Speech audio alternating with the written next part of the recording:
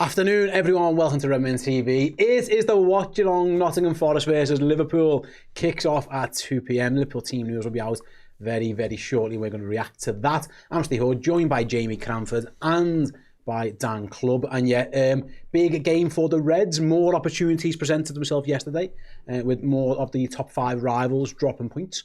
In particular, Chelsea versus Burnley, Aston Villa potentially catchable as well. They had a little bit of a slip up at home against Leeds United. So opportunity here for Liverpool to really stamp a mark down in this top 5 race if they can beat Nottingham Forest today. Before we look at the team news and react to it, just a shout out to our sponsors. Right on time, there's the QR code right next to me. It's from oosh.co.uk, our season-long sponsors. If you want to enter some amazing competitions, there is a link in the description. There's a QR code that will continue to appear on the screen, including a very, very cool opportunity for you guys to win either 20 grand or a Range Rover for just 9p, which is a very odd amount, I'll say that, but fair play. For 9 pence for a ticket, and you could win either a Range Rover Evoque or 20 grand in cash. I mean, I would take the Range, I think. I just work out the value of the Range is probably worth more than 20 grand. And also, by the way, if you want to contribute to charity, they also have a 99p charity draw as well for some AirPods, which is pretty cool, trying to raise some money for charity. So thanks for Oosh for sponsoring us. Go and get yourselves involved and keep an eye out as well. There'll be more in terms of footy competitions. Plenty of our Redmen viewers have already been at Liverpool games this season. I met one of them at the Barnsley FA Cup game, which was pretty cool as well. Someone who'd won the competition, Manouche. And then actually at the game, I think the fella's dad got a picture and the kid didn't know who it was, but it's fine. But yeah, get yourselves involved over at Oosh. How are we, Jay? Are we good? I'm all right, yeah. Looking forward to this one. Not too bad. We've just watched England win the cricket, which we're happy about. Yeah. For us. Happy days, yeah. I am tentatively looking forward to this one. I'm looking forward to this one more than some of the recent ones, I have to say. I wouldn't say that we're... Maybe, I think probably the worst, fingers crossed, touching wood, I'm jinxing stuff now, is the worst of our form behind us, guys. Maybe. I'm saying it is. Oh, no, whoever said it. Sorry, chat, if things don't go well today. But yeah, week off, 2 clean sheets in a row, 2 wins in a row. Forest, I mean, a great result for them, but, you know, coming home from Turkey on a Thursday night, it's like... It's in Liverpool's favour. Yeah. It should be in Liverpool's favour. Interesting one from Carrez, who says, I think Villa are out of reach. What I would say is if Liverpool win today, Liverpool go 6 points behind Aston Villa, and Liverpool still have to play Aston Villa. So you might be right, and ultimately, but I think the more teams who are in that mix, the better, really. I just thought it was a straight shootout between us, United and Chelsea for 2 places. If you can drag Aston Villa into it, and even Brentford losing kind of knocked them back a little bit, because they were definitely hunting around it. Outsiders, of course. And behind them with Bournemouth again, they didn't win either. So it's been a relatively strong day for Liverpool yesterday. Manchester United, for what it's worth, play Everton on Monday night, which again won't be massively easy for them, although Everton's home form at this moment in time is pretty poor.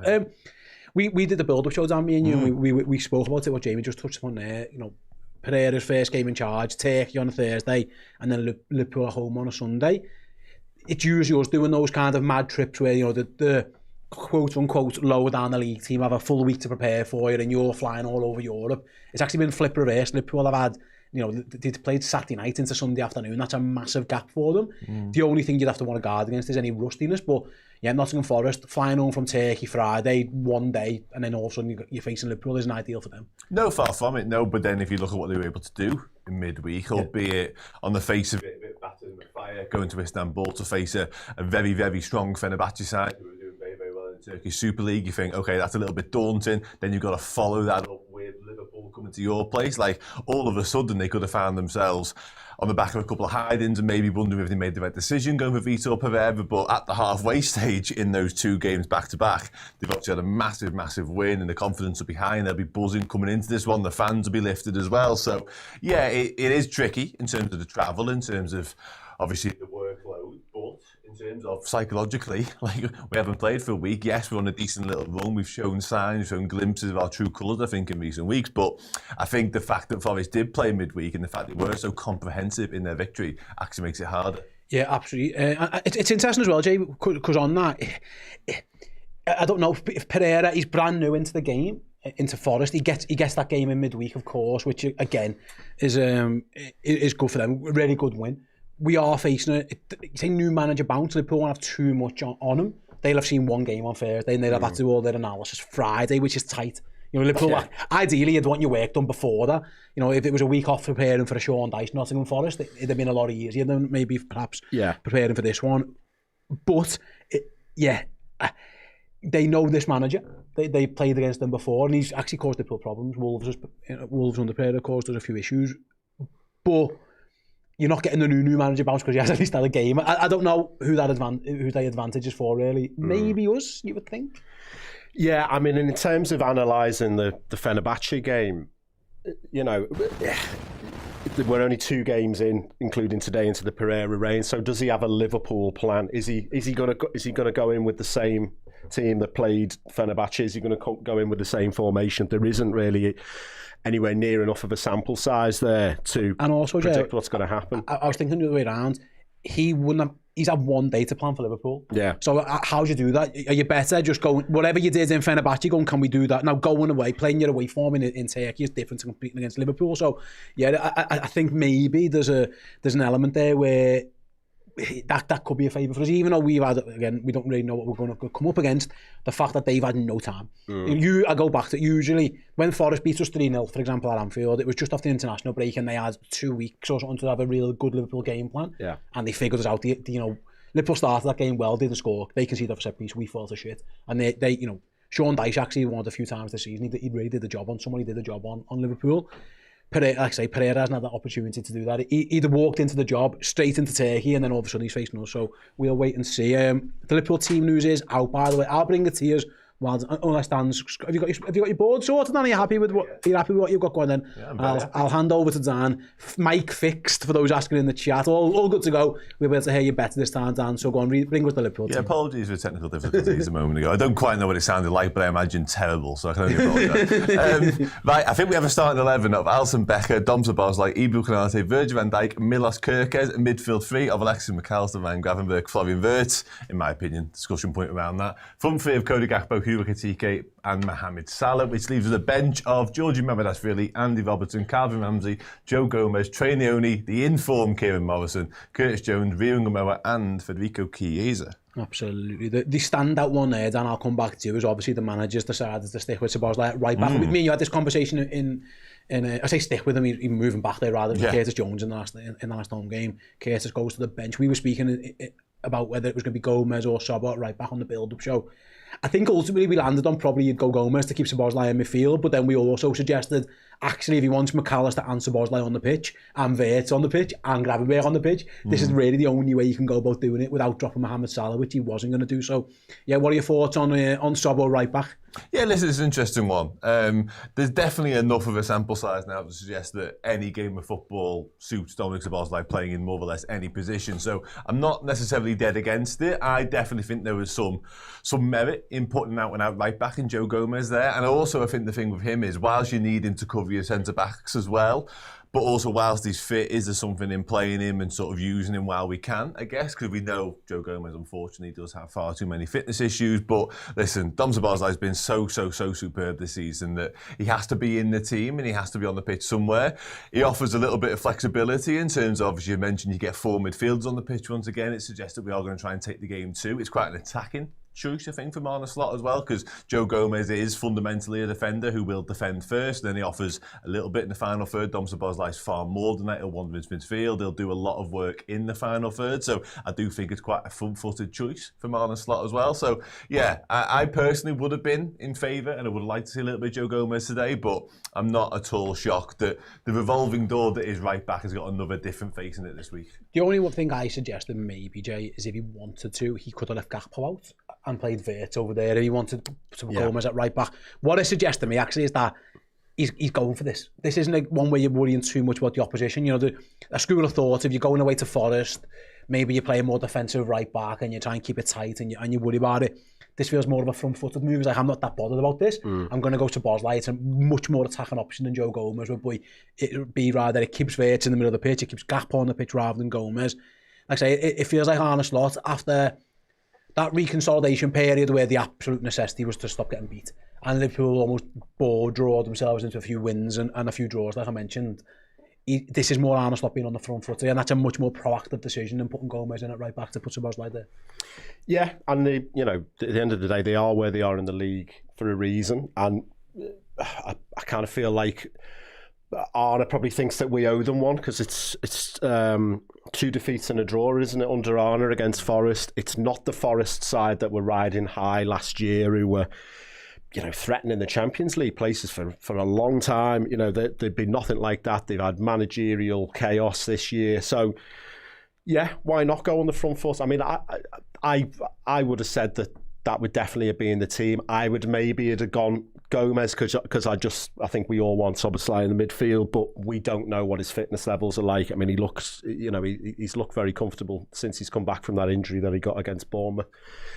Yeah, the Wirtz Gakpo thing, I mean, again, I wouldn't imagine, yeah, if we could have gone Gomez right back, Wirtz off the left, Szoboszlai into midfield, maybe that would have been what I would have done, but I'm absolutely not surprised at all by the lineup. Yeah, and it is an attacking lineup, and, you know, fair enough, we should be taking the game to Forest, like we were saying. You know, they might have some minutes in the legs from the Fenerbahce game.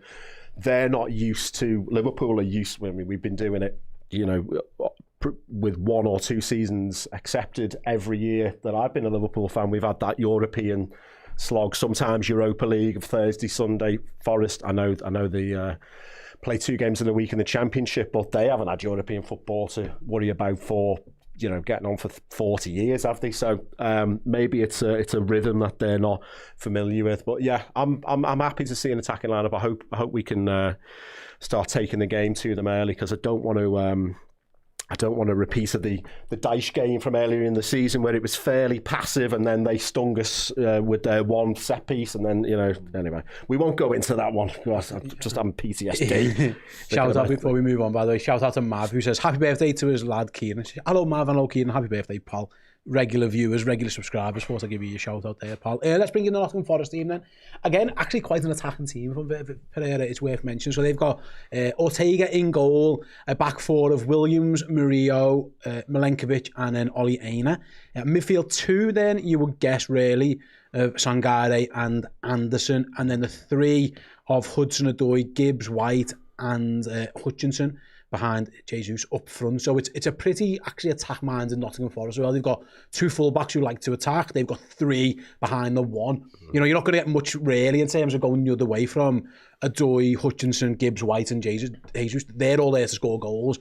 It's really up to the back, you know, it's up to Anderson and Sangare really to keep Liverpool out. So yeah, Nottingham Forest not equally going on the front foot. This isn't a team who are going to sit back and try and counter it. Well, they might, but they're there really to be on the front foot as well, which will be interesting. A very attacking lineup from them. They've left a couple of others on the bench, the likes of Ndoi and Yates, who perhaps you could have put in, especially Yates if you wanted to make it more of a physical, scrappy game. But no, he's gone with Gibbs White in that number 10 role, so that'll be interesting. On that then, Dan, you probably... It depends, because they can both play both sides, but that probably leaves Hudson-Odoi up against Szoboszlai. So we were talking about the right-back thing before in an attacking sense for Liverpool, but that's what you get on the flip reverse. Hudson-Odoi's hit Liverpool a few times for Nottingham Forest. It's up to Szoboszlai now to stop him. That'll be a matchup that, you know, Nottingham Forest probably going to be targeting a little bit. Yeah, I would have thought so. Yeah, but I don't think that's anything out of the ordinary now for Dominic Szoboszlai. Again, I come back to it. I think earlier on in the season when we started having these issues at right back and it was becoming apparent that we're going to have to start being a little bit creative and throwing some midfielders in there out of position, I would have had concerns around the matchup like that, because Hudson-Odoi is a tricky winger. In years gone by, he's caused a whole manner of problems to a whole host of different right backs or left backs, whichever side he's playing on. But Dom Szoboszlai's shown he's more than perfectly equipped and defensively solid enough to deal with it. So I'm not overly concerned. I hope I'm not giving it the kiss of death now, of course, but it's not something that an area of the pitch that screams danger to me necessarily anymore. Looking at Dom Szoboszlai up against anybody, he's got the pace, he's got the industry, he's certainly got the engine to get up and down and do his defensive duties. And again, when he has come one-on-one with anybody in recent weeks, when he's played in that position, I think he's handled himself and perfectly equipped himself sound. Obviously, Ibu Konate will be in the round to help as well. He might need a little bit of cover from Ryan Gravenberch at times if he does get isolated over there too often and if he's having a tricky afternoon. But yeah, it's not a one-on-one battle that particularly sends fears up me necessarily. Now, actually, if anything, I think you alluded to there, maybe a bit work-shy defensively, those 3 in particular behind the striker. Maybe he could cause him more problems going the other way and give Hudson-Odoi something to think about, and that might be an area that actually works in our favour, potentially. But I like Elliot Anderson. I think he's a good player. I think Sangari's actually a pretty decent player as well. Not pulling up trees, but I think Elliot's good. It'll be interesting, Jay, then how Vert can impact this game, because I thought these were the type of games sometimes where earlier on in the season he did struggle a little bit, you know. But recently I thought Sunderland away, I thought he was fabulous. Yeah. You know, and I know Liverpool only win 1-0 in off a bit of a set piece, but I thought Vert was unbelievable in that game. It'd be interesting to see what Forest's plan for him is and how he can adapt, because actually I thought last week was probably one of his poorer games against Brighton, but thankfully Liverpool, you know, elsewhere pulled, you know, Salah was excellent and a few others played well, but Vert away from home, I thought, and just you start to see signs that it's starting to click, and I go back to Sunderland, he was brilliant, and hoping for more of the same. Yeah, I mean, he's been excellent for a few months now. He's I do think he struggled to come into it. I do think there was maybe a little bit of an overreaction, but he's bulked up. He's now started adding the numbers. He's added the assists and the goals to the lovely flashes that we saw early on. It's a tricky one for Forest because, as you say, I mean, the blueprints for that first defeat, where 2024 was. They had Hudson-Odoi came off the bench. They kind of soaked it up, bit of a rope-a-dope. They soaked it up for 75 minutes or whatever. Not that Liverpool were particularly good on that day. And then hit us on the break, and Hudson-Odoi scored a good goal. They're not doing that today. They've got their attacking lads on there. So with somebody like Vert, I mean, he covers so much of the pitch. It's tricky if you say, like, all right, Anderson is your responsibility. Well, Anderson doesn't want to be following all over the pitch. In terms of, like, you know, we've seen teams doubling and tripling up on Salah over the years because he's the danger man. If they're going to be having 2 or 3 fellas around Vert at all times, that's going to create gaps for the likes of Salah and Szoboszlai bombing on and you know, maybe even Kerkez and Gakpo down that left-hand side. So, yeah, I'm not sure how they're going to play it, but if I was trying to set up a team against Vert, it'd be a nightmare to deal with, because you don't know where he's going to pop up.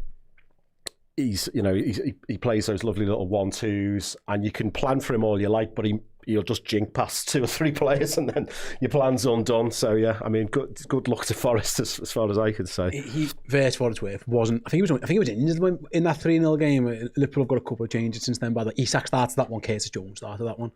Yeah, I'm pretty sure Vert wasn't even on the bench. I'm pretty sure he was out. Ekitike was on the bench for Isak, and I think that at the time, I think a few eyebrows were raised as well. Although. Yeah, I mean, you have to probably, when you pay £100 million for a striker, you probably have to pay. That's what Liverpool did. So it is a little bit different than that team at that 3-0 at Anfield. The Forest team, obviously with a new manager as well, but even their teams changed. Savannah played in that one, Dan and Dewey played in that one as well. Dominguez, so a few changes to both sides, injury related from that game, and hopefully a much more different result is coming today. Dan, very, very quickly, I want to move away from this game very quickly because a few people are talking about it in the comments now. Like, it was amazing yesterday, that James Milner record. Shout out to James Milner. I think this would have been the type of game he'd have absolutely adored to play in. But yeah, it was amazing to see the outpouring for that Milner got yesterday, because he's an absolute Premier League legend, Liverpool legend, and, you know, for him to break that appearance record in a win, playing every single minute of the game away from home on his, how old is he, 40 now? Yeah. It was absolutely incredible. So yeah, a couple of words on Jimmy Milner's day yesterday, because it was a brilliant one. Yeah, no, it was. Richly deserved all the praise. I saw an absolute outpouring of love for him across the entire footballing world, actually, and it was really, really nice. It's actually quite fitting. I thought that obviously he's playing against Jordan Henderson's Brentford side, so we got to be on the pitch with him at the same time. We know how strong their relationship and their bond and the work they did together at Liverpool was. So yeah, just an absolute consummate professional.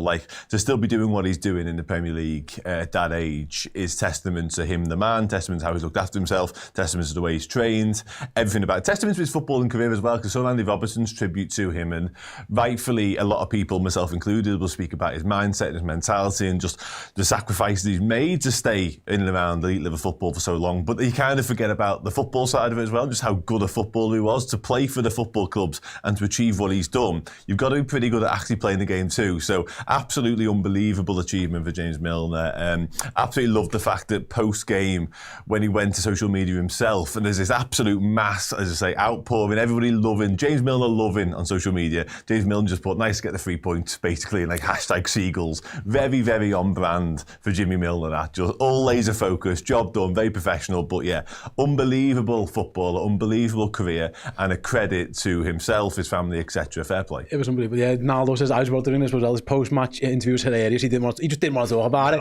He was just like, "Can we just talk about the game? Like, I'm not that like whatever." He's just absolute proper Milner. I saw a nice thing on Insta. It was like a Leeds United like under 11s scouting report, and it's like whoever did it summed him up. It's like ultimate professional. Works hard, good in multiple positions, no real weakness to his game, can shoot, he can pass, he run all day, and you're like, that's the player that we've seen, basically. It's like, he was doing that when he was 10 years old, he's doing it now at 40, 3 decades worth of that, dude. Yeah, I mean, I was in year 9 when he made his debut, looking back, It's crazy. It's absolutely, it's unbelievable. And I very quickly, I echo what Dan says, don't forget how good he was at footy. Too often and it was the same with Jordan Henderson a bit as well, actually. I remember Jürgen telling us in the Hendel doc, everyone just talked about like leadership and like mental, like they're top players. Like James Milner was a player. Like he was a part of before us, he was part of that City team that won the league as well. Like he was an unbelievable footballer. It just so happened that he had the mentality and the work rate and all that kind of stuff to go with it as well. So yeah, shout out James Milner, absolute legend. Yeah. Back to this one. James Milner did a few spots at left back in his time for us. Jay, it's fair to mention, including the whole season there once when Jürgen Klopp was clearly fed up of Alberto Moreno, couldn't buy a left back, so he just put James Milner there for you. And unsurprisingly, James Milner did quite well because he's brilliant. He's gone to Kirkes again. At Sunderland, it was interesting because Robertson played and was fantastic for what it's worth. And again, I'm just trying to, maybe I'm comparing apples to oranges, but I'm trying to think of maybe what type of game this could be. Away game, maybe physical, maybe tough. He equally could have went back to Robertson today and there'd have been no argument. I thought Kirkes had one of his better games at home against Brighton. So yeah. What are your thoughts? Would you have gone Robbo? Would you stuck with Milos? And ultimately, what are your thoughts on what the manager's done? I think we're in a nice position now where I don't mind who comes in. It's, I'm not crying out. There's an argument to play Robertson there with the greater experience. Maybe we don't know to what extent Iron's going to bomb on down there right hand side. But yeah, I think Kirkes has got a body of games behind him now. A good probably 10 to 12 games consecutive where I've thought he's had a good game today. I can't think of like start of the season. I was really struggling with him, and it was more his mentality. Like I thought he's too rash. He's going into challenges all the time. He's getting beaten. He's getting turned inside out. I'm thinking like I can't see this working. But he's I know a prominent social media red apologised to him and he said he forgave him. But I don't think he's bothered about my apology. But I think I judged him too harshly early on as well. Yeah. No, I'm happy with him there, and I think it's good that we've got. Like you say, against Sunderland, Robertson was really good. I think it's good that we're in a position now where we've got 2 left backs both playing well, and I'm 100% confident with Kirkes today. I don't know exactly which winger he's going to have to face, whether they're going to swap or whether, but I'm sure he's going to be up to the task. It's interesting because Naldo says here the Forest game at home was one of the most disgusting Anfield games I've seen in years. And what's interesting about that game, Dan, actually, if you go back and watch it, because unfortunately for me sins, I was doing a bit of research for the build-up for this game and I went back and watched it. I'd say for the first 20-25 minutes, Liverpool were battering Nottingham Forest and just couldn't score a goal. Salah wasn't quite at it. Isak wasn't quite at it. Liverpool missed too many chances.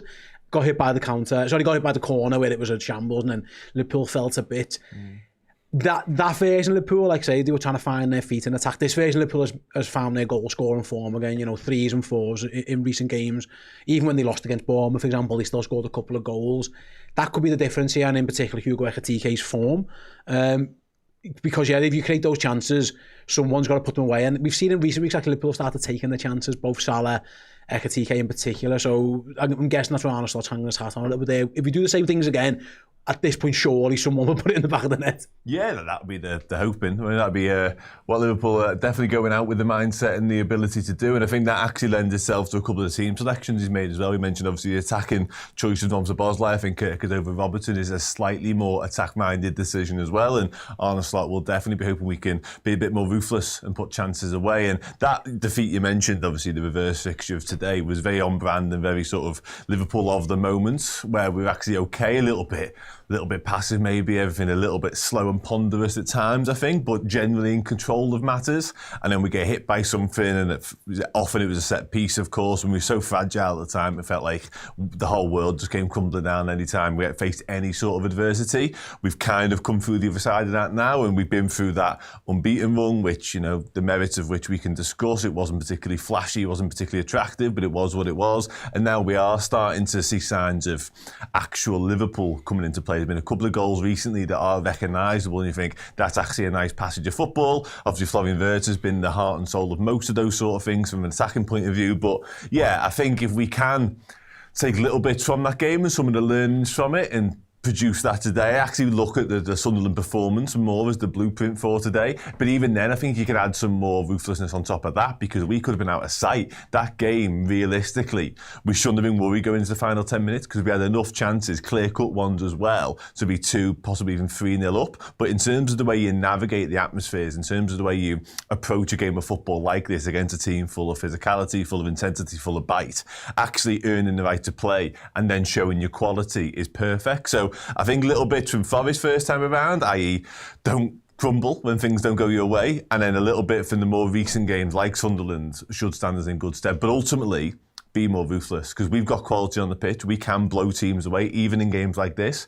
Just need to take our chances. I suppose as well, Jay, I was thinking back, like, it was different times and stuff, and it was a different whatever. But if you're a Nottingham Forest player coming into this game, you will have huge belief that the last 3 or 4, really every game you played against Liverpool, you've really caused them issues. You know, you go back to Liverpool's wins at this stadium in the league, it was Darwin Núñez in the 99th minute in a very tight game. Other than that, Liverpool haven't won there for years in the league. Obviously, again, another narrow win when Forest were a championship team in the cup. Like, this is just a stadium where we just don't do well at. And also, a lot of these lads have played in the last 3, 4, 5 games against these, where, again, they've had way more success against us than we've had against them. When you're a player or a supporter going into those games, and we've had these in the past, you know, when we were perhaps like a underdog against a certain team, but I think Man United, there was a while in the 2000s where, like, they were better than us, but we kept getting results at their place and at home. It does fill you with a little bit of something. So I reckon there'll be a lot of Forest players in that team, a lot of Forest fans in that stadium who are quite used to doing well against Liverpool, and that gives everyone a G up. And it gives everyone a think of, right, if we get into these again, we can open up some old scars. And by the way, there's a bit of familiarity with how we beat these, we know what we're doing. So I think, again, new manager bounce, coming off a good win, and against an opponent at a stadium where you tend to do quite well, I think Forest are going to be right up for this as well. You can frame it. If you're Pereira, you're not saying, you know, you're not thinking, oh, we might be tired. You're saying you've had a brilliant result against a really good side in Fenerbahce. You know, you've had the good results. You've beaten Liverpool at home twice. You've had the draw last season. It was a Jota equaliser, wasn't it?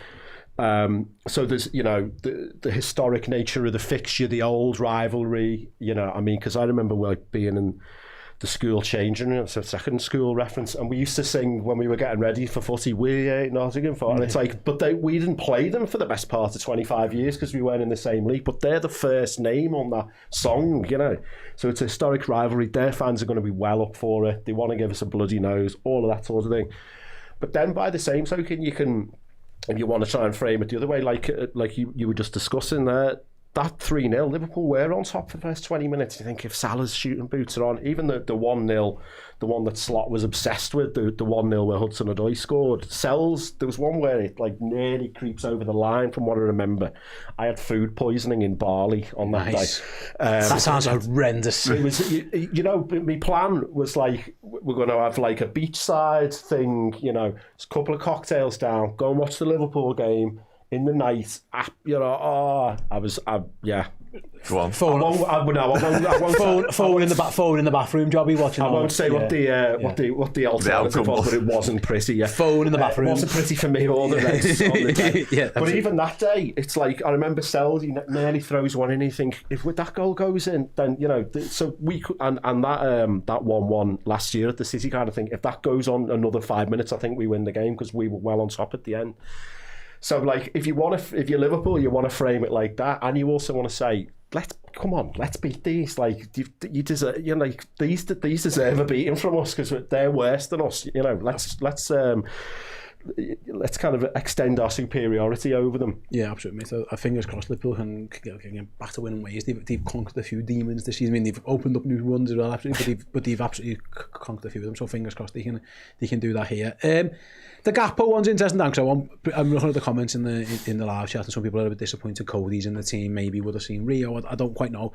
For what it's worth, I actually thought Gakpo was quite good against Brighton. He hasn't had an amazing time of it recently, but he looked a bit better of it against Brighton. Would you have done anything different there, or again, are you happy to go again with Cody? Because I'm not quite sure at this moment in time. It would probably have to be Vert, or maybe just give Rio that opportunity from the off, which again I don't know if he's ready for. So yeah, Gap on the left. What are your thoughts? Yeah, it's a tricky one, isn't it? Ultimately, I'm completely understanding of some of the conversations and the criticism around Cody Gakpo, because I don't think he has produced enough this season. The output's okay, but in terms of consistent performance, in terms of a 90-minute performance, he hasn't been good enough. There's no two ways about that, really. However, having said that, I think the Florian Wirtz left wing experiment, it works and it's okay, but are we getting the best of Florian Wirtz in there? Probably not. I think we've seen the best of Florian Wirtz. He does his best work centrally, and when he's got licence to go out there and play in his natural position, which for me is a 10, with a little bit of protection in and around him, and he can feed all three attackers from that area. So I think whatever we need to do in order to get Florian Wirtz in central areas, in possession, in those tight little pockets of space, and ideally behind the striker, is ideal, and I don't think we get that from playing him over on the left. So I think that alternative is somewhat ruled out. The Rio one, I just don't think he's ready for Premier League exposure in terms of starting games of football yet. I think there will be maybe 1 or 2 games in the season right now you could point to and say, well, maybe that one, but those games are at home. Those games are against teams in a similar position to Nottingham Forest, actually, but not necessarily away from home whatsoever, because just it's a whole different beast. You don't get the license to go out there and express yourself so much. You've got to do more work defensively. I think Rio has tons and tons of quality, but what happens when we're out of the possession, or what happens when he loses the ball, I don't think he's quite got that instinct to go and press or go and win it back necessarily, drill down just yet. So I think it's a trust thing with Gakpo in Arne Slot. He knows that while some of the output and some of the quality in the final third left a lot to be desired, the relationship with Milos Kerkez hasn't quite clicked just yet, I think, but he knows he's going to get work rate, he knows he's going to get defensive stuff from him, and I don't think anybody else on the pitch or in the squad can quite bring him that yet over in that position. So I'm not in love with Cody Gakpo this year, but I don't see there being a better, more well-fitting replacement. I suppose, well, Jay, what I take from it is actually, and it's something that Chris was talking about right back to the start of the season, the manager has decided Florian Wirtz plays in there, and we build everything else around him. He stays, and that might include putting arguably your best player of the season at right back. Like, so if someone was going to move, it's not good. Wirtz plays there, and everything else comes around him. So that's why Wirtz doesn't move over to the left in this team. It's why Szoboszlai is playing at right back, perhaps because he wants to balance in the midfield, and he doesn't know if he can quite get it right with what he's got available. So is that how you see it too? It's like, yeah, Wirtz, this is your team. Everything else kind of goes and funnels around you being that number 10 type role. Yeah, basically. And you know, he's the, I know we then eclipsed him with the Isaac signing, but he was the big money signing. He's the one that, as Salah's influence diminishes, you know, he's the one that the future, you know, the next phase, the last vestiges of the Klopp team go. He's the future of Liverpool Football Club. So yeah, I totally get it. It's frustrating with Gakpo. I think he's the player that you got the most. It's hard. There's no stat for this, but the most instances of go on. Oh, you know, like oh my God, you know, what's he doing? Like where you like want to throw your teacup, or you know, he's the one who's done that the most. I think of all of our certainly all of our attacking players this season. So I can understand people not wanting to pick him, but then you know, Chiesa's not done it for me either. It's unfortunately, like, great song. I've wanted to see it, but like, and he gives you industry and he's one or two bits of quality, but I don't as I'm saying with Dan, I don't really think there's another option other than pulling Verts out there, which they've only really done in the odd occasion when there's been an injury or there's been an issue. So yeah, I can see. I thought this 11 was nailed on. This was the one that he was going to pick, so I can see why he's picked Gakpo, as frustrating as Gakpo has been at points this season. The only one was how fit Gomez was, and if Gomez can play 90 minutes, then you'd have argued maybe you get him in. Well, you probably would have put him at right back. He's clearly not ready to do 90 minutes. Yeah, he'll come on at some point rather than. I think that's probably a better option when you're probably better bringing Joe on than being forced to take him off. You never want to be able to. Like, you want to have the option to bring him on. If you know he's not going to be able to play more than like half an hour or something, then what's the point? But that's the only other one, because I think at some point Liverpool will try and get Szoboszlai into midfield, and it'll come at the expense of bringing someone on for Joe. Whether that be for Verts, McAllister, or Gakpo potentially, it'll depend on how the game's going, I suppose. Just to let you guys know then, before we take a quick break, what's happening here at Redmen HQ today. In just a few moments' time, you'll hear from Arne Slot at his pre-match press conference, after which you'll have Dan in the hot seat. It'll be the Fan Interactive Show, half an hour where you guys can talk about whatever you want with Dan, the game, transfers, injury, whatever you want to speak about, the cricket as well, if you want to have a chat about that with Dan. And then at 1:45 UK time, Jamie and I will come back into the studio and we'll have the entirety of the watch-along of Nottingham Forest versus Liverpool. And then post-game, there will be a reaction from the City Ground from Chloe. There'll be more reaction on YouTube as well from Dan and myself. And then over on Redmen Plus, we'll have the player ranking show with me and Jamie. The best place to get all of this content is on our app. If you go and download it now, open your phones, go to the App Store during the break, search Redmen Plus, download the app. It won't cost you a single penny. It's completely free. And all of our content is available on there. It's the best place to get it all, because we've got 2 YouTube channels, 2 podcast feeds. We've got a subscription service. It's all over the place. Download the app. You can get it all in one place. The app is free. You don't have to pay, and all the free content is on there. But if you do want to upgrade, then the app is the best place to do it, because you'll get your first month for just £1. So if you want to check out, like I say, the player ranking show that'll be out later, the final word show tomorrow, Journo Insight, the deep dive, all those good things, then it'll only cost you £1 for a month on the app. So go and get yourselves involved in that. But yeah, for now, Jamie and I are going to take a quick break as Arne Slot talks to the press ahead of this game. See you in a bit. Hi Arne. Goal scoring has improved in recent weeks. I think it's 20 goals in the last 7 games and 9 consecutive games in which you've scored at least once, which is the best run of the season. Do you think anything in particular has changed, or is it just sometimes luck when it comes to shooting? I know you said a few weeks ago you agreed with some of the people who said that Liverpool weren't as entertaining as they could be. Do you think that that's also changed?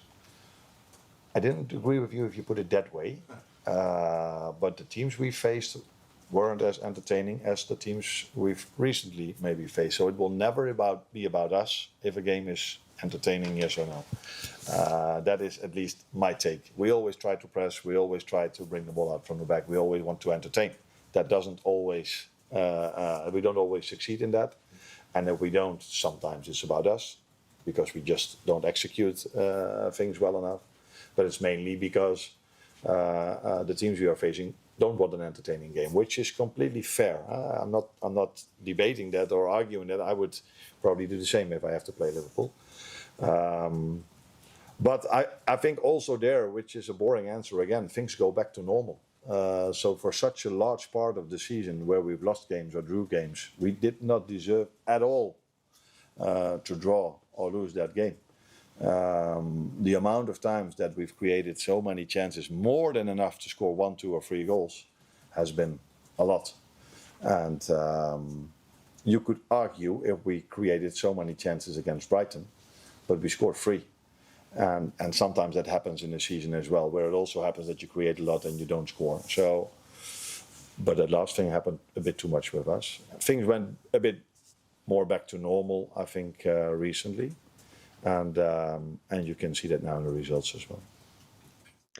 Hello, everybody. Welcome back to the Redmen TV and your watch-along. Liverpool taking on Nottingham Forest down at the City Ground this afternoon. We are 40 minutes away, give or take a few seconds, from kick-off. How is everybody feeling on this marvellous Sunday afternoon? Well, it could be a marvellous Sunday afternoon. Right now, it's a decent Sunday afternoon. Hopefully it turns into a marvellous one. Hope everybody's good, hope everybody's enjoyed their weekends so far, and hopefully everybody's excited for the Reds to make it even better and capitalise on Chelsea's slip-up and Aston Villa's slip-up a little bit. I've been saying for a few weeks that I think Villa could easily get sucked back in to this melee of teams scrapping out for 4th and 5th, and it's starting to look like it may well be the case. Let's start. This is the part of the show, by the way, anybody who hasn't joined me or us for it before, whereby the floor is yours, the world is your oyster, the chat is there for you guys to throw anything in that you see fit. Opinions, questions, predictions. Do you want to talk about the team? Do you want to talk about the game? Do you want to talk about transfers? Do you want to talk about literally anything? You name it. I'm not telling you, or I'm not promising I'm going to answer it all, but it's there for it anyway. And I'll answer it as I see fit. And we start with this. Dan, hope Pochettino gets back to full fitness next season. Perfect to take over Endo's spot and get homegrown status too. Yeah, listen. I would love Stefan Pochettino to do exactly what you just said there. My hopes, I think it might be wishful thinking now. And I don't want to sound too brutal on it. This may well be true as well. I am starting to fear that might not happen. The first chat in terms of getting him in around the first team again. I know Liverpool had expected that he might start featuring in some training pre-Christmas. That didn't happen because he had a setback. And since that, he hasn't got back training whatsoever.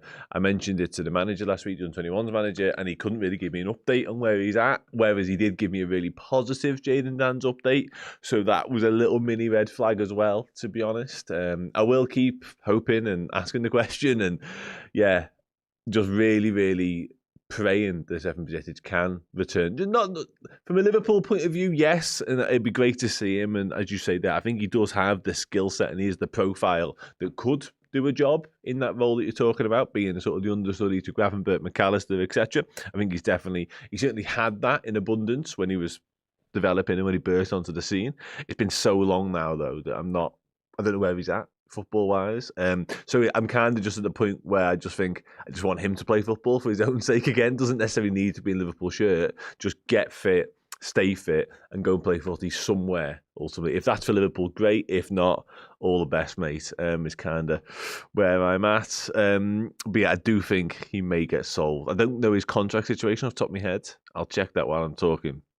But yeah, I think this summer, he's either gonna, if he gets fit between now and the end of the season and plays some under-21s footy, then has a good pre-season with us, there's a chance, slim though it may be, a chance he is in the rounds, our first team next year. That's one end of this conversation.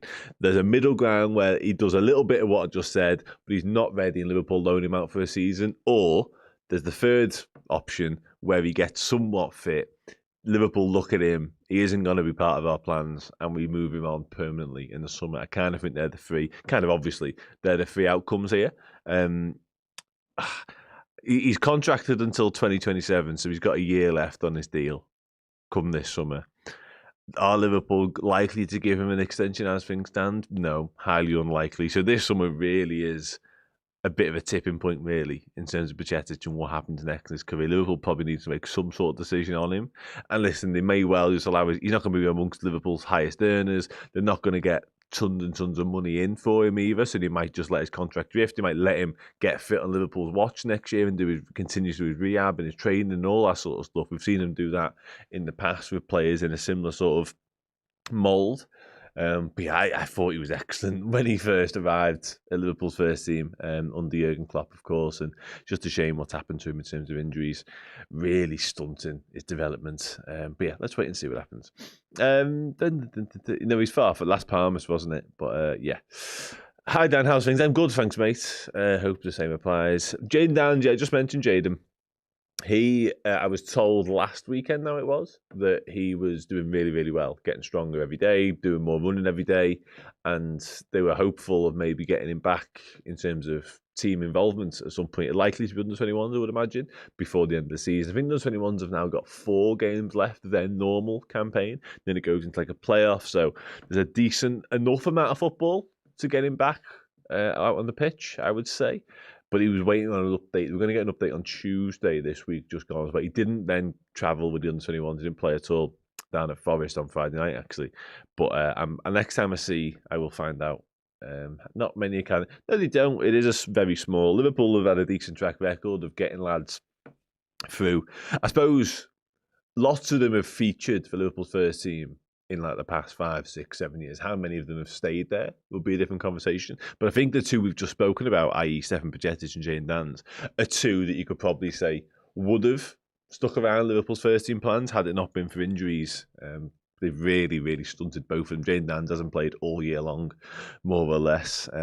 So yeah, I think in a similar sort of vein to what I said about Pajetic, he's just another one who just needs to get out and play. And yeah, I saw this about Vitislav Jaros, big shame.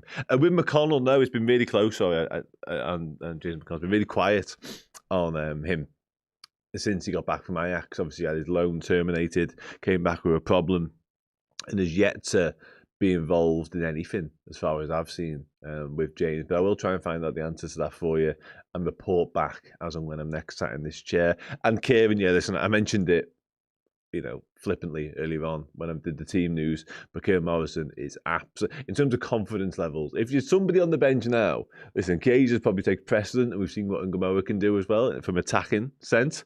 But if we are desperate later on, and Arne Slot looks at his bench and goes, who's confident, who can I really sort of back, just go out there and just back themselves? Kieran Morrison is probably at the front of that queue. Like, he is absolutely tearing it up for the under-21s. He scored twice again on Friday night, got an assist as well to boot in the 3-0 win. Got player of the month in the Premier League 2 last year. He's been captaining the under-21s in the absence of Marinallo. Like, he is on cloud 9 right now in terms of footy. And sometimes there's a lot to be said for that in terms of footballers, when you just think, well, you're in a rich vein of form, go out there and capitalise, like strike while the iron's hot a little bit, and we'll wait and see. But yeah, I would love to see Kieran Morrison get a run out, but I do think the game state would have to be very in our favour, or desperate time, desperate measures in order for him to get on. But what I will say is, it's not out the ordinary now to see him on the bench. Like, I think this is the 3rd or 4th Premier League bench he's been named on, and they've all come this year, I think it's fair to say. So yeah, I think he's 19. Duty for today is James Cranford in that seat next to me, and Steve Hall will be replacing me in like 20 minutes' time. So you got Steve and Jamie, the dulcet tones to get you through. Afternoon, Dan. I'm good, thanks, other Dan.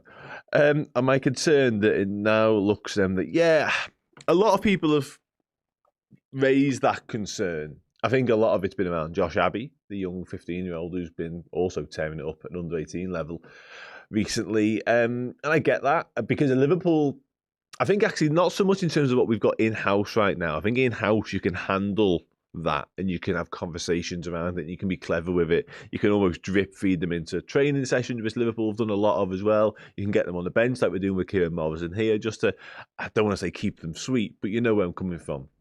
Just to give them light at the end of the tunnel, and to show them a little bit there is still a chance for you. You know, you will get opportunities if you work hard enough and if you produce. I think doing that gives enough carrot to some of these youngsters that there's first team opportunities and there's first team hope to be had.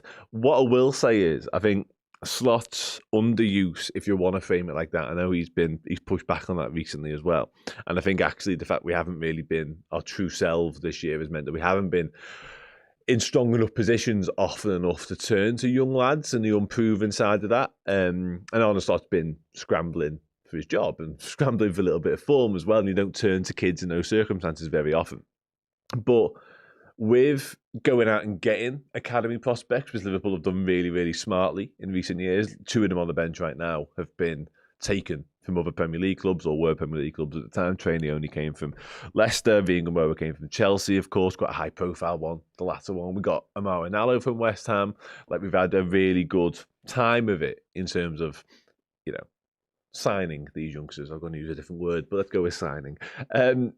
Maybe that might become more tricky if the ones that we brought in stop suddenly getting roots to first team football, because that has been a big sell for Liverpool. I know that pathway, and the fact that under Jurgen Klopp we saw a whole host of youngsters getting opportunities and hitting the headlines in many senses as well. So yeah, I think that might become trickier. As I say, I think the ones we've already got on board, the ones that are in the under 18s and 21s right now, I think it'd be more straightforward. But again, there's a case going on that argues against that in Josh Abbey. Like, I don't quite know the ins and outs of how we're trying to keep hold of him. I know there's clubs sniffing around all over the place, and I mean like top clubs. But yeah, in terms of holding on to him, Liverpool will be desperate to do so because he's a real talent. And do we need to do something dramatic? Do we need to do something big in terms of showing him there is still first team opportunities to come? We'll have to wait and see. But I know he's another one who's been involved in some first team training recently. So yeah, we are doing everything in our power, it looks like, to keep him around Liverpool. Right, let's start getting some score predictions in. Actually, we've hit the half an hour till kick-off mark. So yeah, start throwing some score predictions in. I'm feeling surprisingly confident ahead of this one. I'm not quite sure where that confidence is coming from, because our history against Nottingham Forest, home or away, isn't particularly pretty. But I am feeling good about our chances here.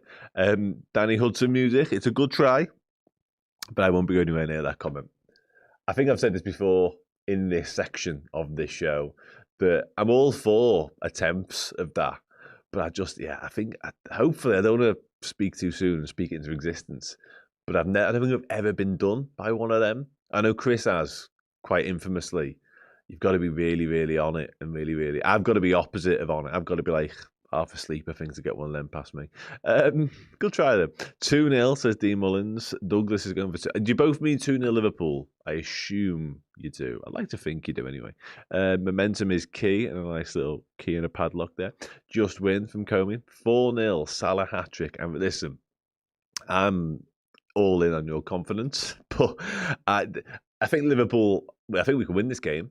But if we can win it in that style, I'd be wildly shocked. Like, it just doesn't feel like that. I think a lot of the recent events have not conspired against us. That's too dramatic.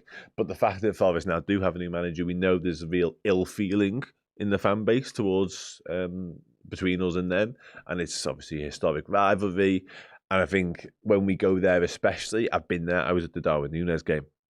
It's not an easy place to go. Like, they do make it really difficult. I think the fact they do have that new manager in situ now, we saw the impact that had on them in midweek. I actually think, whilst the workload of midweek will have taken something out of the legs, there's a lot to be said psychologically for winning in that manner and in that fashion, especially when you do have a new manager, because you've got buy-in day one from the fans and the players. If you can have that overnight results and do that at Fenerbahce, who are a proper team and the boss in the Super League this year. So yeah, I think it's going to be a tricky one. I'm more this, to be honest. I've said 2-1 in midweek, I think, and I'm going to stick with it because that's a good try. Listen, try, come back next week and try again.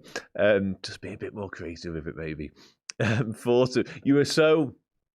You were completely on it with the academy lines. Like, the fact that you were going down that route, I think it's a really smart ploy. The name was just a little bit too obvious, I think. 5-0 Ekitike. Just break the Nottingham Forest curse, please. 1-0 Liverpool. Forest are just so jammy. Yeah, I mean, I actually think they're in a little bit of a false position, to be fair. I know they're sat precariously above the drop zone right now, and I think they'll still be looking over their shoulder, particularly when you consider the resurgent West Ham. But yeah, I think in terms of the quality of the squad, I think they've got better players than their position currently shows. I think, up top, I think obviously got Morgan Gibbs-White's quality. We know Hudson-Odoi on his day can be, a problem.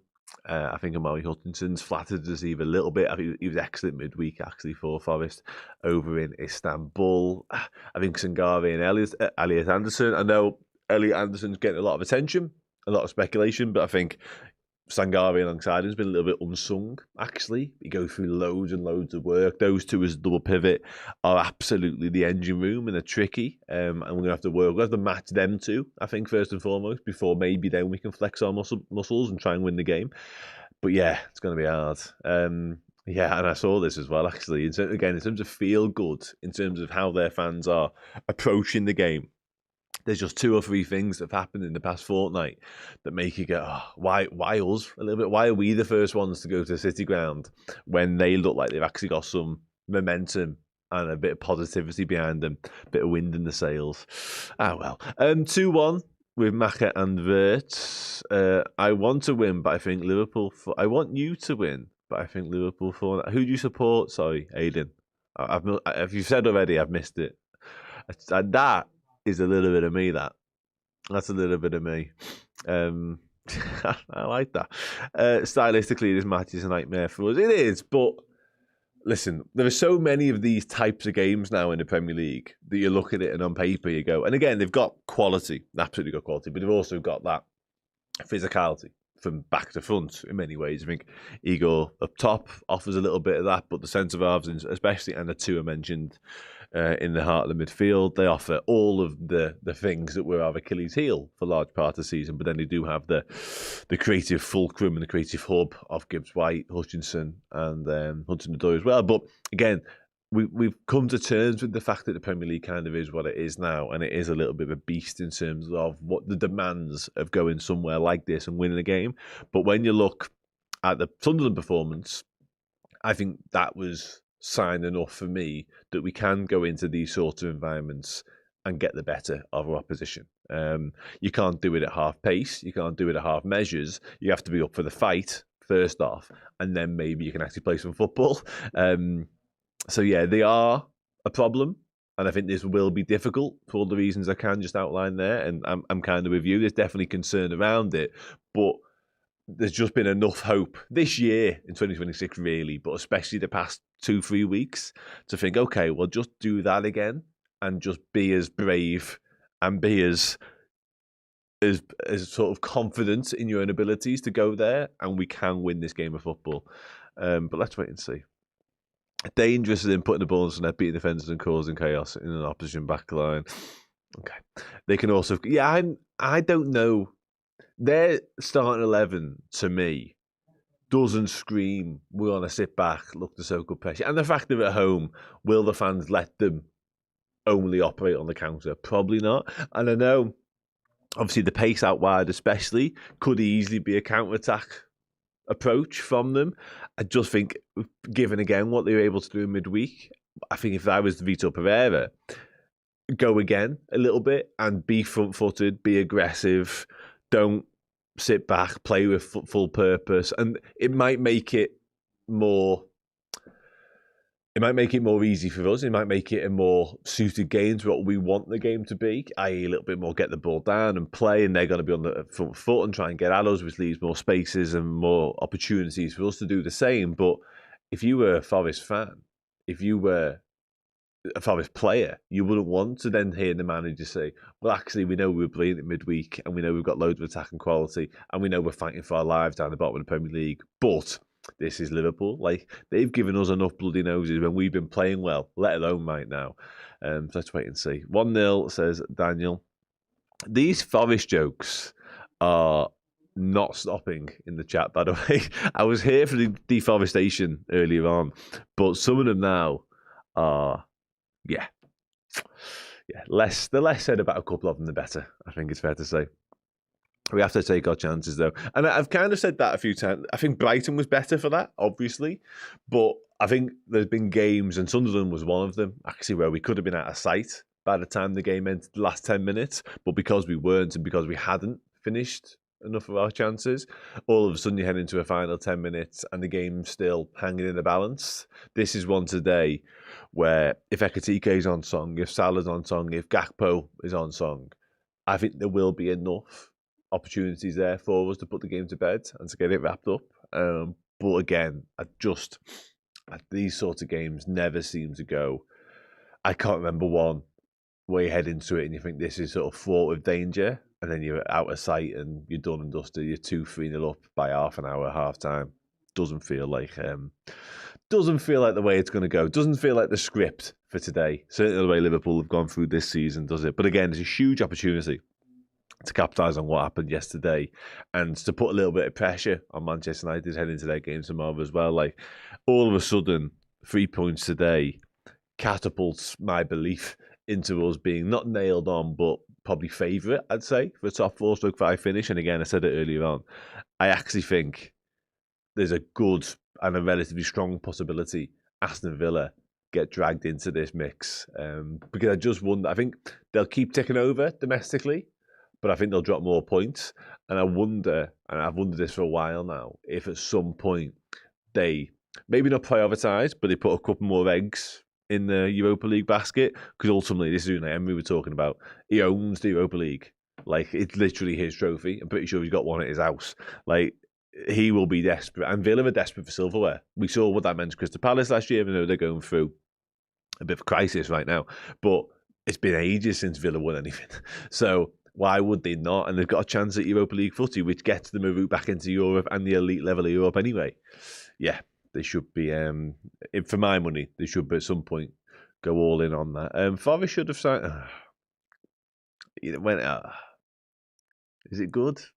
Is it so bad it's good? It might be so bad it's good, you know. Oh, God. It's bad, though, isn't it? They're still coming. They're still coming. I mean, you're still trying. Are we done with them now? Probably done with them now. I don't know if we're done with them now, are we? There's going to be more. They have lost Wood. Happens to the best of us, to be fair. They've lost him in terms of, I think he's injured at the moment, but they've also, like, he just stopped scoring goals for them, which is a bit of a... And I think that actually is indicative of where they were last season to where they are now. The fact that he was on such a insert Forest pun here.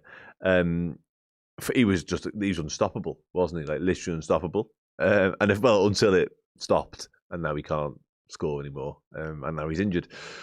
And he was, like, all of our problems rolled into one footballer, wasn't he? Like, a nightmare from set pieces, big, strong, powerful. Have I missed a Wood joke? No, I think I got the Timber one, and I got the Wood one as well, by the way. I fully got that. I was just sort of riffing off it. I was almost trying to ignore it and pretend it never happened, like I've done with most of these. We need to be like Tom Hanks to get these. I mean, come on. Like, that surely has to be the last one, because that has been butchered. Like, good Lord. Hello, Dan. LFC need 3 points today. We do. LFC women versus Everton women FA Cup match on Channel 4. I did not know that was on Channel 4. Yeah, that is a thing. That's down to St Helens. I'm aware of that, and I really hope the Reds can get a job done there. And I'm feeling good about their chances, actually, because I've seen them a bit recently. Wow. And they've been better, much, much better. The January transfer window that the women's side had has left them in such a strong and much healthier position squad-wise. And they've also got picked up a couple of injuries prior to this one. But yeah, I'm feeling relatively optimistic about the women's chances. Any players not made the bench for rest? No, I don't think so. I think that bench is as strong as it could possibly be. There's not 2 keepers on it, which is a rarity this season as well. So, yeah, I think that's more or less given injuries. A couple of people earlier on mentioned Frimpong as well. He is close. I think he might be back next week. He's at West Ham next week, isn't it? I think he might be back for that one, to be honest, which would be great news, because it means we've got an actual right back, which would be something. Might mean we might even get Dom Szoboszlai in his more favoured natural position as well a little bit more often, which would be positive. Is everybody rooting for Liverpool today? There you go, did it for you. Oh, somebody's rooting for 3 points. Look at that. I want to say all Forest of all bark, and I think that works, Keith. It's better than some of the things we've seen in the past 15 minutes. Yeah, I think that's okay, actually. That's all right. I'm trying to think, like, there's definitely something in... What are people called that chop down trees? There's something in that, isn't there? What I will say is that this is now Forest's 4th manager of the season. So they've given the 3 that went before him the axe. Lumberjack. Thank you, Lumberjack. Yeah, there you go. Yeah, leaf it out. God, these are... I'm just glad I'm dealing with all these and the lads don't need to after me. Kirk had to score today. It's all right. Don't worry about it. Don't worry about it. I'm fine. Listen, this chat, I said it earlier on. I made my bed and now I've got a lie in it. I said, this is for anything. The floor is yours. And you've chosen to do with it dreadful Forest puns. And that's okay. That's okay. Yeah, all right, we've done the pull-up trees thing, haven't we? We're labouring on the point a little bit now. Naomi is my favourite youngster, flying under the radar, but such a composed, elegant...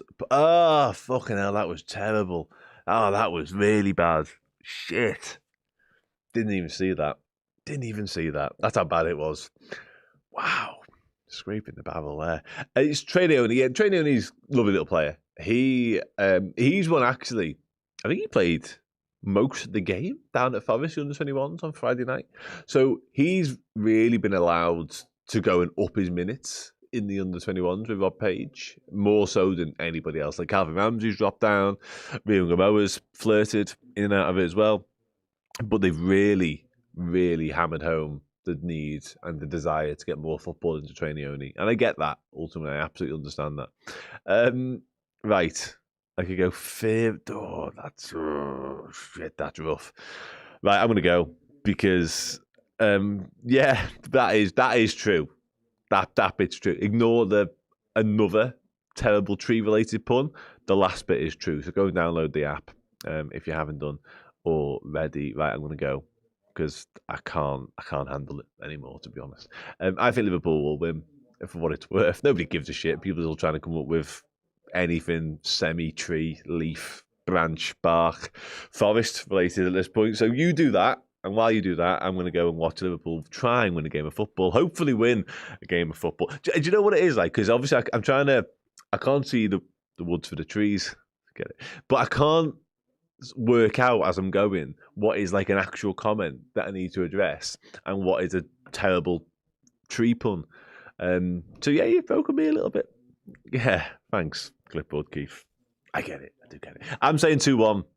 Let's wrap up on an actual bona fide football-related point. I'm going to say Liverpool 2-1. And I'm going to say Hugo Ekitike and Florian Wirtz scored the goals. That'd be fun, won't it? That'd be fun. Right, anyway, I am actually leaving you. Goodbye. Love you all.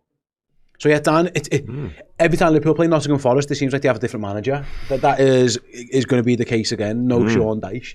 Vita Pereira's in. Like I say, people will have seen or heard the results of their game against Fenerbahce. So it isn't his first game against Liverpool, but it's his first home game. It'll be his first Premier League game back, obviously, since he left Wolves.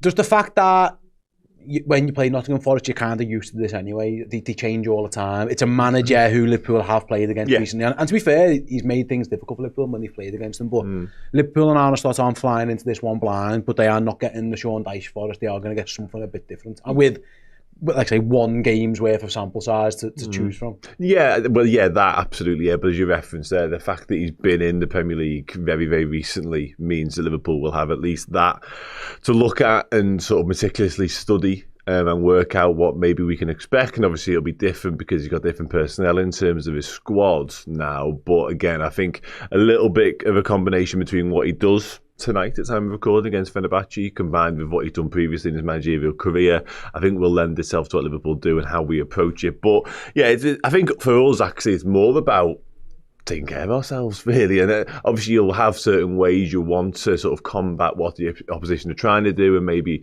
a way of trying to hurt them, but ultimately I think we've sort of like shown, particularly obviously the Sunderland game especially, that there is a blueprint there for how to go to these sort of games of football and navigate your way through them successfully. So yeah, there's a little bit of a leg up in terms of having some recent evidence of Vitor Pereira's football team, but yeah, the new manager bounce thing may also come into play a little bit as well, as it often does. You mentioned it's his first home game for him, but hopefully the wind is out of the sails ever so slightly because of their exploit.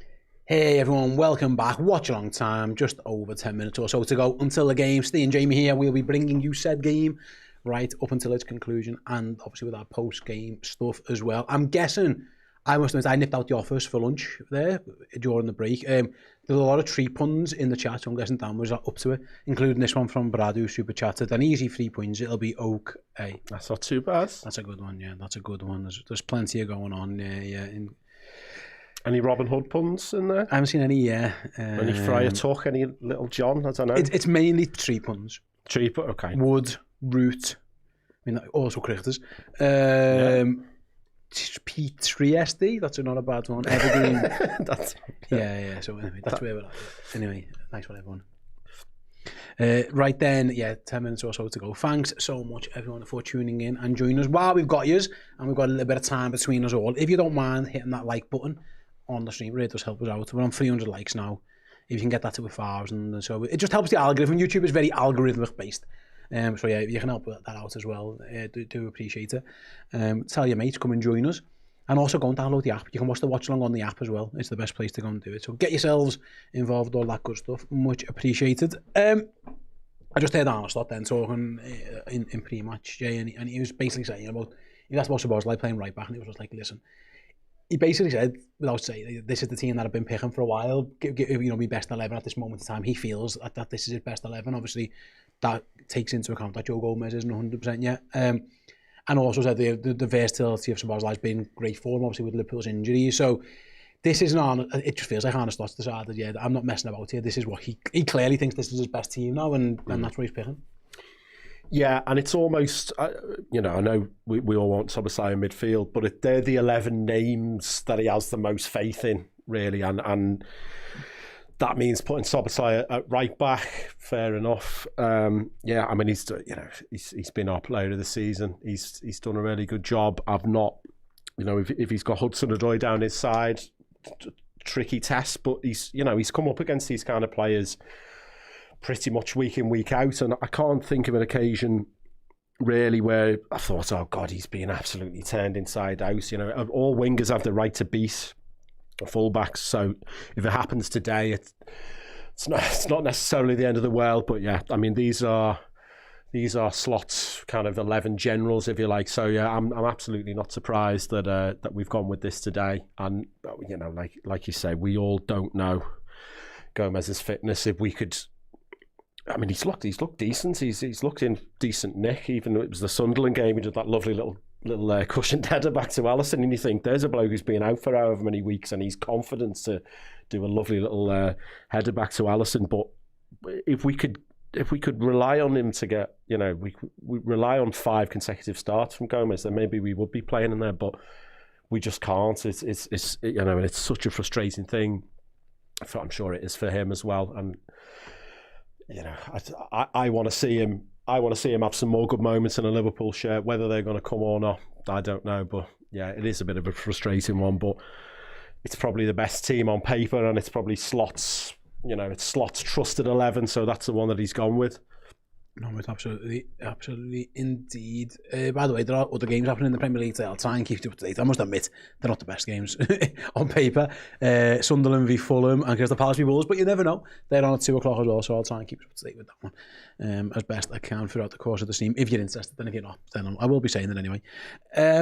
Yeah, let's again. We kind of touched on this before, Jay, in the when we were reacting to the team news. But this is a game that Liverpool have historically struggled in recently, in terms of Nottingham Forest against just Arne Slot's Liverpool. No wins in 3, but just Liverpool versus Nottingham Forest forever.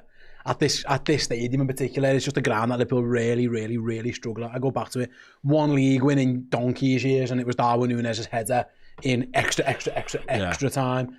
This is a ground and a place where we have historically had real trouble winning games, going back to the 80s, 70s, like it just is. But yeah, it does feel like, again, top 5 races are always very inconsistent. Nobody ever goes and blitzes them. That's why you're in the positions of 4th, 5th, 6th, because you're not that good. It just feels like after the momentum potentially of Chelsea kind of having a bit of a denting, and they've got some tough fixtures to go. Yeah, I mean, a point isn't the end of the world. It's not, but Liverpool will be absolutely desperate for 3 of them here, and just go level with Chelsea and say to them, right, it's an 11-game shootout, and we think we're better than you. We've got a bit more experience than you in towards end of seasons, things like that. And obviously Chelsea played the Club World Cup, and maybe that's going to play a factor. Fatigue as well. I think this could be a huge 3 points if we could get them.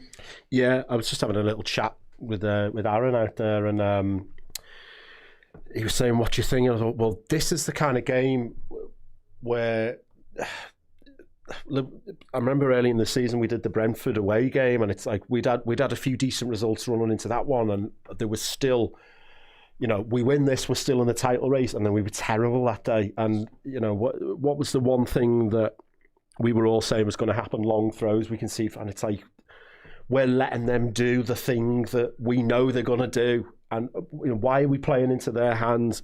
So we've had this even in the probably the run up to the Bournemouth game. I think, playing all right, unbeaten, and then we go 2-0 down that day. And it's cut across if you don't mind, Jay, because there's been some news. Liverpool have suffered an injury. It looks like in the warm up, Florian Wirtz out. Curtis Jones in is what we're hearing. So now we'll see whether that means Curtis stays in midfield. I guess it would, or goes to right back. But it's being reported that Florian Wirtz has picked up some type of issue. I'm guessing again in that warm up. So Curtis Jones comes into the side, which is again a big blow for Liverpool. We'll see how that pans out in terms of the reshuffle. My guess is Curtis just goes and plays into that position. I think it's way too late in the day now to do anything. Anything too elaborate. So already before the game's even kicked off, Liverpool have had an issue there, and Wirtz is out. That's a big blow. That's a real blow. Yeah. We were all waxing lyrical in the build up there about his creativity and the fact that he's been getting the goals and assists. And we were saying, well, you know, Anderson. Is it going to be Anderson's job or Sangare's job to pick him up? And he's going to be really difficult to pick up and all of that. And just got some pictures of him looking pretty downcast there, walking down the tunnel. I mean, he's walking off, which doesn't mean anything. I don't know what's gone on, but that's a real blow for Liverpool. Yeah, his injury or illness, I don't know, but he's either way. Florian Wirtz not in the team. Curtis Jones, a very, very, very, very late replacement. For him. So again, no confirmation yet. But obviously, we just seen him there talking to Zip Goldschaf in the warm up, and he walked off the ground, and Curtis Jones finds himself in the 11. So I don't know. Obviously, something's occurred there with Florian Wirtz. You never know. You can see someone walking off, and you think, "Oh, they're absolutely fine," but they're not. You know, he's clearly felt something, or something's happened. We'll try and get more confirmation throughout the course of the stream, but that's where we're going to be at right now, already before kickoff. Liverpool suffering a little bit of an issue there, and what it also means, by the way, is Curtis Jones has to get in the right frame of mind straight away. There he is walking out. Liverpool have to get themselves, and Curtis in particular, now that's huge. That's such a rare thing to happen. For basically 10 minutes before the game, right? You're in, go and get yourself sorted, kind of thing. That's something that Curtis is going to have to deal with now. Well, it's a big opportunity for Jones. Like, just having a quick glance at the chat there, people saying, "I'll put Jones right back." I know he was there last week, but like he was saying, they've prepared in this way they've had 7 days to prepare, or 8 days to prepare. So it is tempting to put Szoboszlai in midfield, but I think you just put Jones. I know he's played McAllister in a kind of a 10 role at points. I'd be tempted to just say to Jones, you take the more attacking berth today. He scored last week. It was his first goal for 50-something games. That's the thing we've been criticising him for, lack of numbers. He's got a shot on him, as we've all seen. He's got a trick. I'd be tempted to just put him. He obviously can't replicate exactly what Wirtz can do, but say, right, you've got an attacking responsibility today. Get some shots off, play some, be that man arriving. I remember it would have been the Chelsea game where did he score 2 in that game? That was his last goal. He was brilliant that day, popping up in the box and stuff like that. So, remains to be seen, but I would probably go for that. I'd probably, as tempting as it is to move Szoboszlai, they've prepared that way for 8 days. Yeah, even because the people in the comments saying maybe you start Gomez when Wirtz goes out. You can't change your whole. I don't think you can do that. You're changing 2 areas of the team, then, aren't you? All your prep's been done, everything's been sorted. I just don't think you can do it with 10 minutes to go. That's what you do the day before a game or something. In the warm up, I just think it's too late to do, and that's why Curtis is on the bench. He is the most natural replacement for Florian Wirtz. Different type of player, but he can effectively go in the same position. He can play in that number 10ish role and do what you're in there. Yeah, injuries and warm-ups, they're very, very rare, but they do happen. And unfortunately, something's happened there for Florian Wirtz where he's unable to start the game, which means Liverpool's 11 now. Sky put Curtis at right back for what it's worth, so I might be completely wrong. But Liverpool's 11 anyway is Alisson, Szoboszlai, Kerkez, Van Dijk and Konate. Gravenberch, McAllister, and now Curtis Jones, Salah, Gakpo and Ekitike. We'll wait and see what that means. Sky, for what it's worth, just put Curtis Jones in at right back on their graphic. Potentially, I might be wrong, it might be that's something they do. We'll find out within minutes. That would be... Listen, I get it. No one from Liverpool's gone to Sky. Oh, by the way, Sky have had a guess, haven't they? But 2 changes for 1 change might be risky. Might be the right move. We won't know until the game kicks off. But already an injury for Liverpool in the warm-up, unfortunately. Both teams are out on the pitch, by the way. We're less than a minute away from the game starting. So yeah, get your likes in, get your shout out to you and get your score predictions in. Let us know where you're watching in the world as well. I think 2-0 to Liverpool. Yeah, I fancied this. Yeah, 2-0. Yeah, third clean sheet in a row. There's Mo Salah. No goals in his last 8 Premier League games. He'll be looking to address that today. So yeah, we'll hang fire and wait and see exactly where Curtis Jones playing. Russell Bowen says 3-0 with Jones' hat-trick. That would be quite the... It's funny, I remember you, when in the run-up to Salah signing his contract, talking about if his numbers drop off X percent... He becomes Saka. Yeah. He's not better than Saka. We've seen that because, all right, no goals in his... But then there was a stat the other day, he's still goals and assists by any metric really good. There's only really Haaland and I can't he hasn't been Mo Salah, but he's still been a highly effective. Yeah, he's still Saka, who's just signed a new contract at record money for Arsenal. Yeah, Liverpool out underway by the way. Jones looks Curtis is going to play in midfield. Yeah. He's just been dispossessed in there, and Liverpool win it back nicely with McAllister. Yes, it looks like Liverpool are going to stick with Szoboszlai right back, which I think is the right decision actually, given how late in the day that change come. It could be something you can change maybe later on in the game if you need to, but I think that's okay for now. As the ball works its way all the way back to Alisson Becker in front of the Liverpool away end. George has gone for 1-0 to Liverpool. Eddie's gone for 2-0. Andrew's gone for 3-0. We're moving up and up in the chat. Knocky Knock's gone for 2-0 as well. Nick is in Brussels, has gone for a 2-0. And Damage Hale's in Boston, getting ready for the Blizzards. Yeah, good luck. Hopefully stay safe. Going for a chaotic 2-1. As Liverpool try and play out from the back then with the captain. Let's get a song up. We have another song here. Curtis knocks it down the line to Gravenberg. He plays it inside. First touch really for Cody Gakpo, who drops deep. Yeah, Liverpool are going to use Curtis Jones as a proper number 10. Yeah, it's been a while actually since he played that role. Yeah, he's often been deeper. Something to watch there. Do you think that's the right decision? Do you think they've been too late to make two or three swaps for one injury so late on? There have been times when he's been in a midfield three this year with McAllister and Slot's put McAllister further forward. I would prefer Jones. He was a more attacking player in his youth. You know, he obviously burst onto the scene, to use the Michael Richards phrase, with that goal against Everton. He can't play there. He can play there. He can arrive late, as I was saying. He can get shots off. He can beat someone with skill. He's got the tools to have a good game there. I think he's got the mentality as well. This won't phase Curtis. I think he'll so confident. I don't, like he was saying, like, he's been thrown in. I think he'll be like, yeah, I should be in this team actually. And I do think I think he's been in games where Liverpool have been really putting us an awful pass. You have to come back to it. Virgil van Dijk has just given the ball away. Thankfully, no harm done as Alisson collects it from Konate. Poor ball from Virgil there. Liverpool just about get away with that one. Kerkers gets there from Szoboszlai. Just a little bit risky, but they've worked it well. Yeah, that was poor from Virgil, and thankfully no harm done. As Curtis Jones has it on halfway, but he has two men all over him. Forrest looking to break in behind Szoboszlai. It's an early chance for Forrest. Big save from Alisson. Does the flag go up, or was it? Would that have been a goal kick? Locked off. Very early on. Big opportunity for Forrest. Curtis dispossessed. Ball goes over the top. No, it's not offside. Kanate's playing him on. Szoboszlai gets across, doesn't get there, and Alisson makes a big save. One-on-one with Hudson-Odoi. Alisson stays big, gets it on his right shoulder. Yeah. And then no harm done because the rebound falls straight off Hudson-Odoi. But Liverpool guilty there of giving the ball away 3 or 4 different times. And they've done it again. Yeah. This time Kerkers, come on boys, and it's just sharpen up here. Forrest look lively, that's what I would say.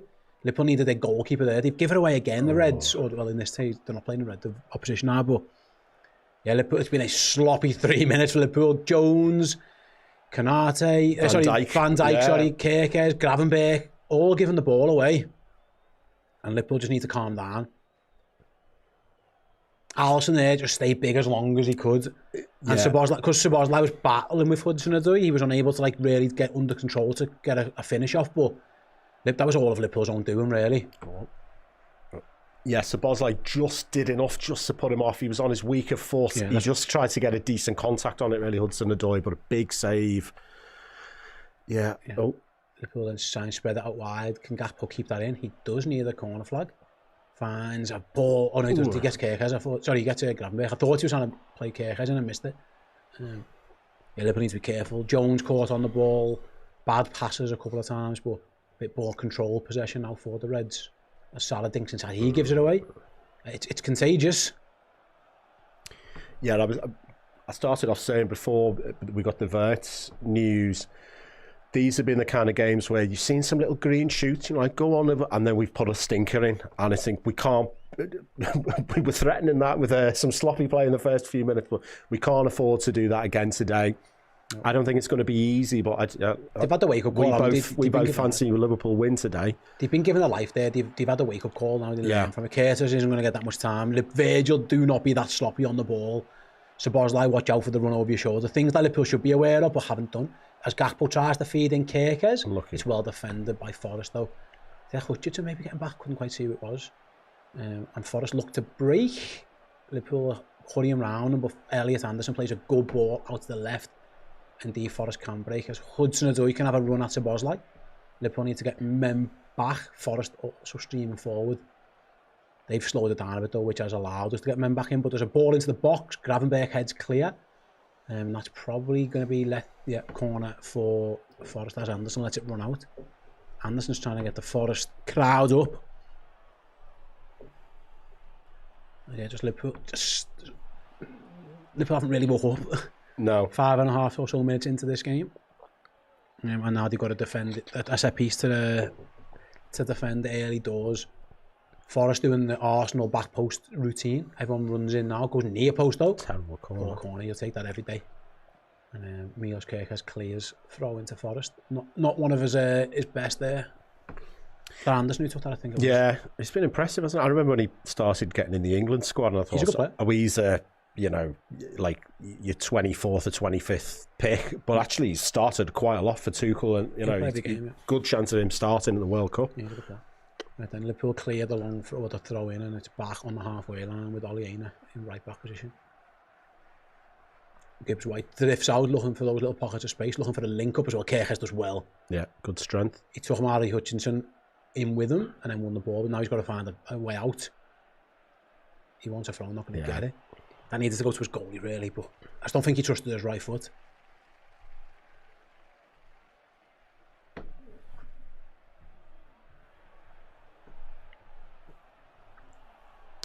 Yeah, there were just a few consecutive minutes there of sloppy play, and then that's the thing that's frustrating a little bit sometimes with Liverpool, where the opposition team have won the ball and then we play it out from the back.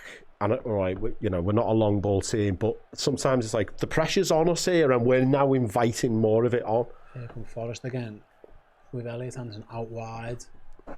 Odoi again is going to have a little run at Szoboszlai. Liverpool hold him up with the ball to the edge of the box to Sangare. He might get a shot off. No, Liverpool getting away with Jones does well. And Forrest have to recycle out to this right hand side, but Forrest full of intent. Is he going to cross this in? He plays a little short one to Gibbs White. He's the man who they look for as often as they can. This ball, isn't it? Now delivered into the box, easy pickings for Virgil. But Liverpool's going to come back unless because Murillo. Liverpool need to battle here. Can they win the loose ball with Salah? Maybe against Williams. Done well, yeah. Salah's done really well. Pick the pocket of Nico Williams, and Liverpool have possession again. Forrest looked bright, and yeah. Gibbs White is everywhere. He is clearly in that free role. I was going to say we might just have to swallow our egos a bit here and just stay in this not stay in it, but just ride this out. Their tails are up on the crowd. We can't really hear the crowd, but I'm assuming the crowd are all up. Grow a little bit of possession, a little bit of superiority of the ball. If we don't have the ball for the next five minutes or so, it's not the end of the world. But we can't be throwing any more of them sloppy passes in. Forrest from the goalkeeper, dinker out wide to Oliena. Good ball inside as well, and he's completely bypassed the Virgil van Dijk. Got caught way out of position there. I don't know why he was going all the way in there. He lost out, and then McAllister commits the foul. Yeah. Virgil got dragged miles out of position. I don't know where he was going. He went beyond several of his midfield there, didn't he? He got sold the dummy as well. Yeah. If you're going to go in there, win the ball, you can't buy the dummy. And Forrest have a free kick. I mean, it's very central and it's very far out, so it'll be interesting to see if they can whip an angle onto this to get a ball in. Elliot Anderson will take it. Murillo and Milenkovic go up. I think he wanted someone heading this back across. Oh, they played it short. I think that was wise for them. Yeah. They need to be alive because Hutchinson's one-on-one with Kirk. As ball comes into the Liverpool box, header away, good header. I think it was Cody Gakpo. It might have been Gravenberch, couldn't quite tell because the sun. Ball back into the box again. And it's going to be a goal kick. I think, if anything, Gibbs White might have fouled Gravenberch there, but I don't think that's a foul. Nah, that's not a foul.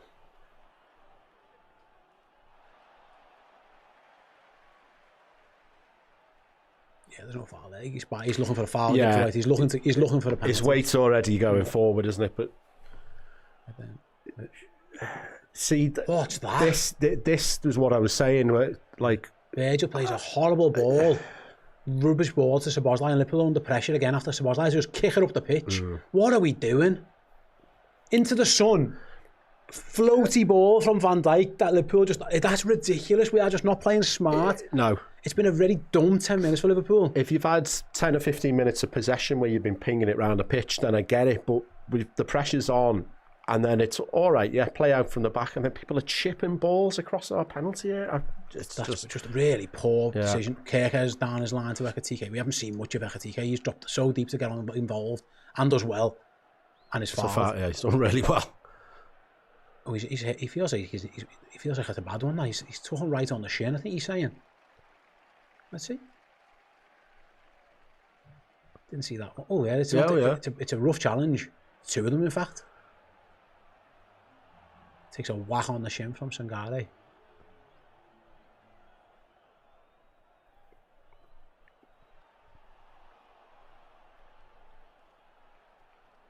We've seen Falling First. He's in the stands, it looks like.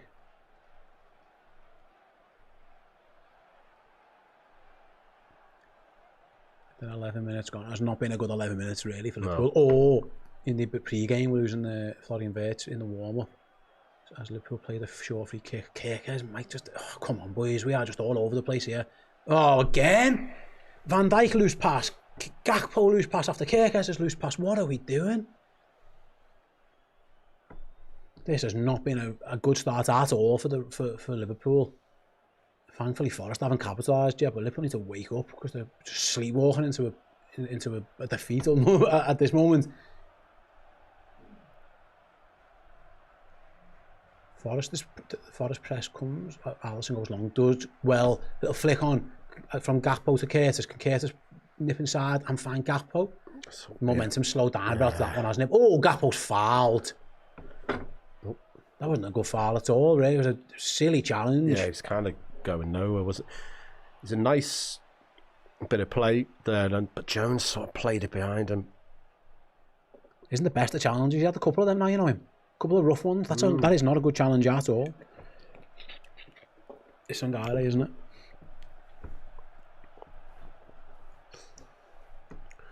Perhaps lucky not to get booked there. But Liverpool do have a free kick. Can he shoot from here? I was thinking that, but I mean, I had this discussion. Oh, it's definitely a shooting range. Yeah, I was having this discussion with my dad in the City game. He went, "This is too far out." I went, "It's not too far out." The only difference here for Szoboszlai is that it's not central. Yeah. So it's his left, goalkeeper's right.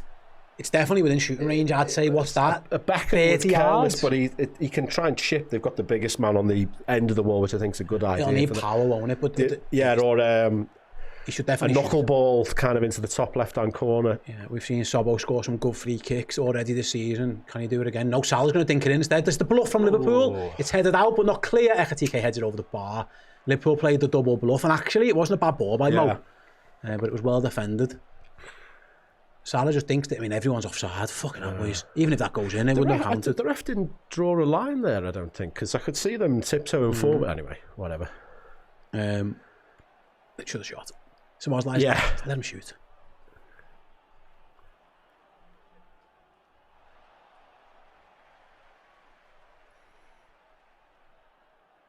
Then ball out. Well control, but Liverpool with Szoboszlai wins it and carries on his run as Gakpo to the edge of the box. Cody Gakpo shoots from distance, blocked though. Didn't have a lot of options, so it's hard to force something. It was well defended by, I think it hit Murillo. And Forrest can look to break. Curtis Jones half stops them, does he? He's committed a foul, it looks like. I think it was a foul there by Jones, yeah. It wasn't the worst foul. Forrest was trying to break. It was Igor Jesus who was trying to break free.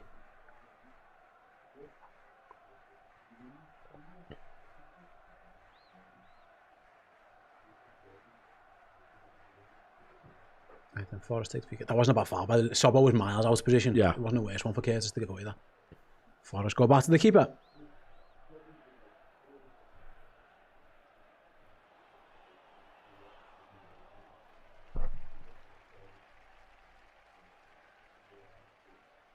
And then Forrest the Aina. Oh, he just takes it off the feet of McAllister and drives him forward. Liverpool needs to get back.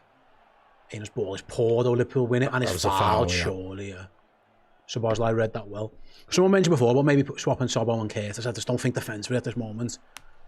I'm not sure Curtis against Hudson Odoi and match up Liverpool. I mean, it's been sloppy enough with the defence that we've prepared with, so yeah, it might have been even worse. I mean, Jones did play right back last week, but yeah.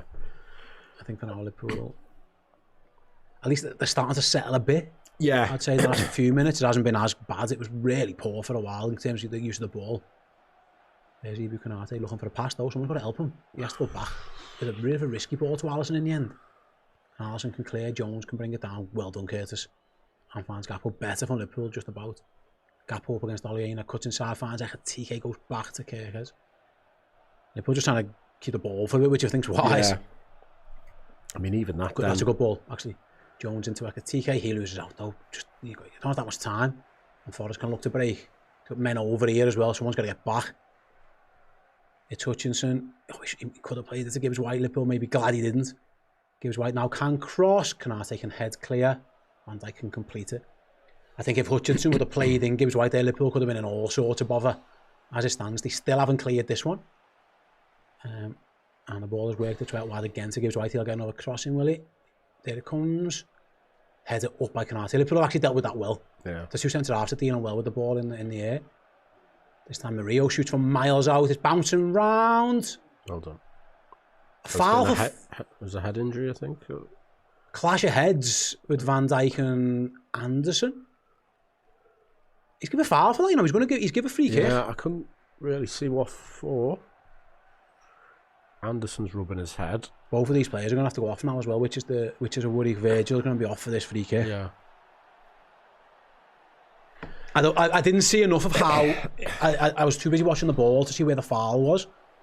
It was Van Dijk and Anderson who's clashed heads, both are down. That was, I mean, even then, Liverpool's shape, they're coming at us there. Van Dijk's in the left-back position, Kirkes is in the centre-back position, Ekitike's in, I mean, fair enough, get back and help out, but it's not like we've had them penned in.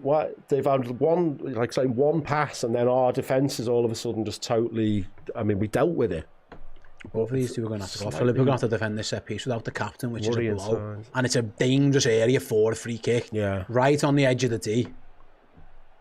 Anderson won't be taking it because he's going off. Gibbs White, you'd imagine, is the favourite. I haven't seen the replay of the foul, so I couldn't tell you.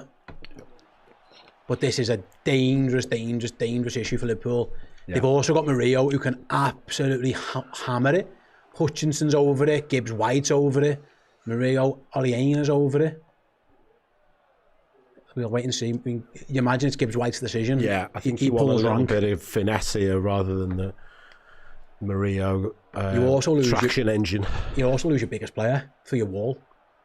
Yeah. Which is where it's something to think about. Plenty of options. And Alisson has to guard both sides of his goal as well, which is never easy. Because it could be either way. I think remember Alex, who used to play for Chelsea? I think Murillo's going to do something similar. Yeah, he used to. Murillo's going to run up and absolutely howitz this one with his left boot, you would think. Dangerous times for Liverpool here with this set piece then.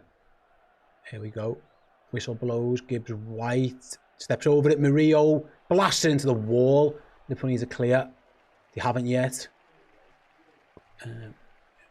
Cross comes back into the box again. Liverpool with no Virgil need to defend this, and they have actually. I think they give it away though. Come on, boys. More defending from McAllister to do now. Right back, not going to get there, I don't think. This time, Gakpo intercepts. It's got to go. He wins a foul. He's done really well. Actually, yeah. Does really well. Murillo's free kick wasn't good. He tried a little back heel to make a little bit of room. Didn't work, frankly. And now Gibbs White's booked for blocking a free kick. I think it was Gibbs White. Yeah. I don't get why they don't do that all the time. I mean, it's not like he Let's was... see what happened. He was walking away. I suppose he does actually... No, he does motion make to a block it. movement, He yeah. does- So both trying to take the quick free kick. He's within 10 yards. Gibbs so White isn't 10 yards away. He sticks out a heel. Yeah. I thought he just literally just passed it into the back of his leg. No, he did get in the way. But he did. He moved towards it, so I don't think he can complain there. Gibbs White booked. Right. Van Dijk's back on, by the way. It looks like Elliot Anderson's back on as well for Forest. So 11v11 a slip kick. Nice. McAllister's passing today has been awful. Liverpool's passing in general has been awful. I'd like to see the stats on it, actually. His pass completion. Yeah, it says 87% at this moment in time compared to 93 for Forest. And if Liverpool give the ball away, that's pretty average, really. 1 in 10 passes or so going astray.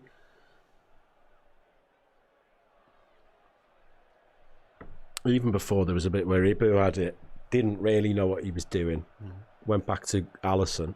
Forest then down the left-hand side, so Nico Williams forwards. Edge of the box for Anderson. Back inside with Liverpool, rated it well with Sobbo. No, Salah, apologies. Salah doing his defensive duties. Finds Curtis, got no foul given against Curtis. He was boxed in by 3 Nottingham Forest players. They take the ball off him. Gravenberch wins it back. Anderson gets in and shoots. It's chaotic scenes. It's bouncing around everywhere. Konate comes and clears. Salah trying his best to battle. Forest are all over us at times, though. They are just not letting Liverpool settle. It's contagious. You can hear the City ground getting more confident. They know Liverpool are not hanging on here, but they're not like the best at all. And if anything, Liverpool look like the team who played on Thursday, not Forest.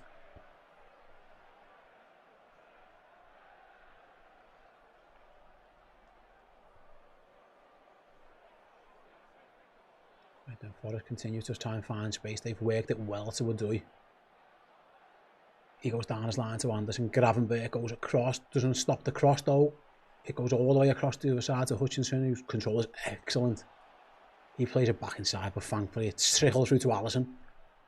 Liverpool just can't live with Forest at this moment in terms of their intensity. I mean, Forest aren't creating too much actually, which is a bonus, and they're a bit wasteful in times, but their intensity is much better than ours, and it's being aided by the fact that Liverpool can't string passes together. Even again, Anderson just comes and takes the ball off Gravenberch. Even that move there, Alisson rolls it out, and you're like, oh, what are we actually going to do with the... Gravenberch was completely boxed in. Yeah. It feels a bit like going back to the Klopp era. There was always the 12:30 kickoffs, or when we'd had a week break, like, oh, we don't like having a week. It feels like one of these sorts of performances. There you go, Forest again on the break with Hudson-Odoi. Konate's done well just to hold him up and push him backwards, but Forest keep the ball. Ball out wide to Gibbs White. He can cross early. Van Dijk does really well to clear that one. Yeah. Liverpool centre half's actually doing well defensively. There's been a lot of clearances from the pair of them, and these needed to be, because Liverpool with the ball have not been good. Everyone's been guilty. Whichever player you name, he's give the ball away. I mean, Alisson's made one good save, but as dominant as Forest have been, it's not like we had an Alisson masterclass. You know, He made one big save, hasn't he? Yeah. But now Liverpool got a long throw. I'm not sure what Aliena's long throw is like. We're going to find out. It's a loopy one. It's going to come down with snow on it. Van Dijk gets first contact. Liverpool battling on the edge of the box. It's going to be a shot from Williams, which goes where you'd expect, maybe high and wide. Didn't catch that at all, Nico Williams. And it goes out for a goal kick. Yeah, you're right. Even Alisson claims the ball, rolls it out to Gravenberch, and he's marked by 2 men with no one to pass to. Alisson's great at, oh, there's a move on here, be quick, but like he's quick and he rolls it out, and then what's the plan there? Yeah. You know, I don't. I think Salah tries to play that one on, but it's easily cut out again by Forest. And here they come again. They've got a plan to give the ball to Hudson-Odoi as early enough as they can. He goes down the line. Surely that's offside. It's got to be offside. Yeah, it was. With 3 yards offside, I think, in the end, Hutchinson. Liverpool held the line well, to be fair to them. Took a while for that line to put a flag up. I don't know why. He was miles offside.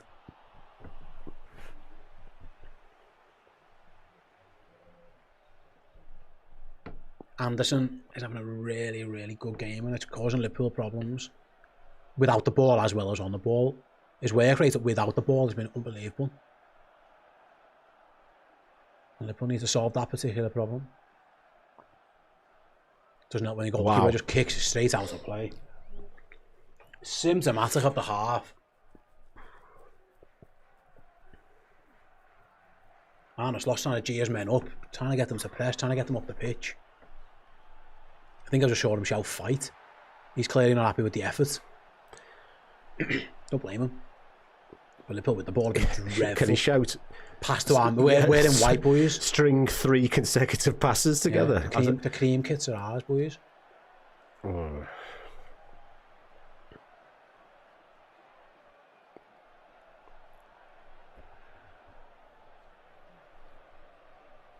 Anyway, it's a free kick now in the middle of the pitch for Forest as Kanate fouls Gibbs White. Well, we were in a similar situation in that Newcastle game we did the other week, Steve, which ended up being a nice evening. But sometimes, mate, right? Sometimes you're just not playing well, and you've got to just show a little bit of bollocks, and just get through it. And that's what Liverpool are doing at the moment. They're going to have to start playing better at some point. Yeah. But for now, they're going to have to just show a little bit because they have been second best all over the pitch. And a lot of the problems have been by their own making. Forest have played well and they've hurried and harried Liverpool, but Liverpool have been really poor on the ball. Forest have played a short free kick. It's cleared by Gravenberch. It's going to come back to Milankovic, though, when he goes back to the halfway line. Liverpool should get out, as it goes all the way back to the goalie, in fact.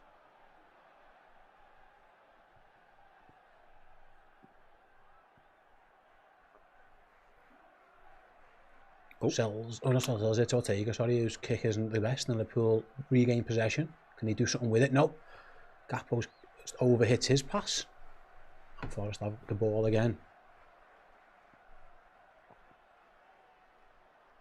I can't remember the time when we've maybe strung more than 10 passes.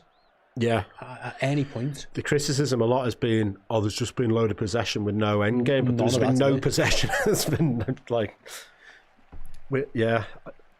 I know Wirtz is missing, and obviously the game plan would have been heavily centred around Wirtz. Lost in the war, but that doesn't excuse the fact that you can't play basic 10-yard passes or 5-yard passes or keep the ball. You can't really say X is having a stinker because it's just no one can pass to each. Like whoever the player you hate at this moment in time and the one that you like giving the most stick to, you can just give it to him.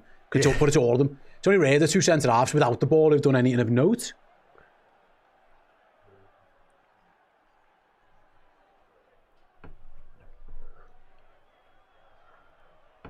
But it is still 0-0.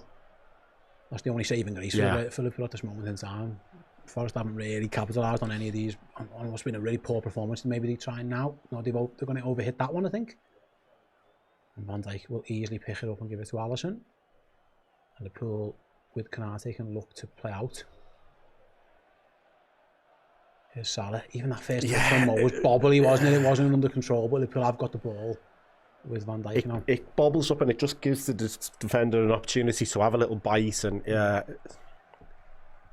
best thing you can say for Liverpool at the moment, Jay, is that it's 0-0. Yeah, this is about character though, isn't it? It's like, look, we were crap. I mean, the Sunderland game, I just just get out of Dodge, and we did, and it wasn't vintage, but at this point it's like, look, we were poor for the first however many minutes, but can we sort it out? It can't, maybe this is a chance because Forest will give the ball straight to Hugo Ekitike. He's gone for a little run down the right hand side. He's ran to a bit of a blind alley and then just miskicked the ball. He should have played Salah earlier. Didn't or wasn't able to.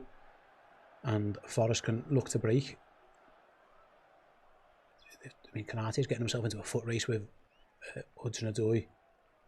That should have been a foul. Surely, referee. Why isn't that a foul? It's going to be a throw into Forest. I mean, Kanate was clearly shoved.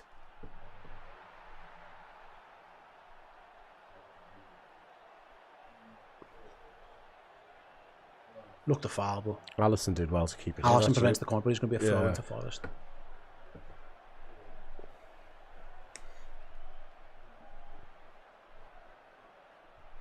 There's going to be another long throw for Liverpool to defend.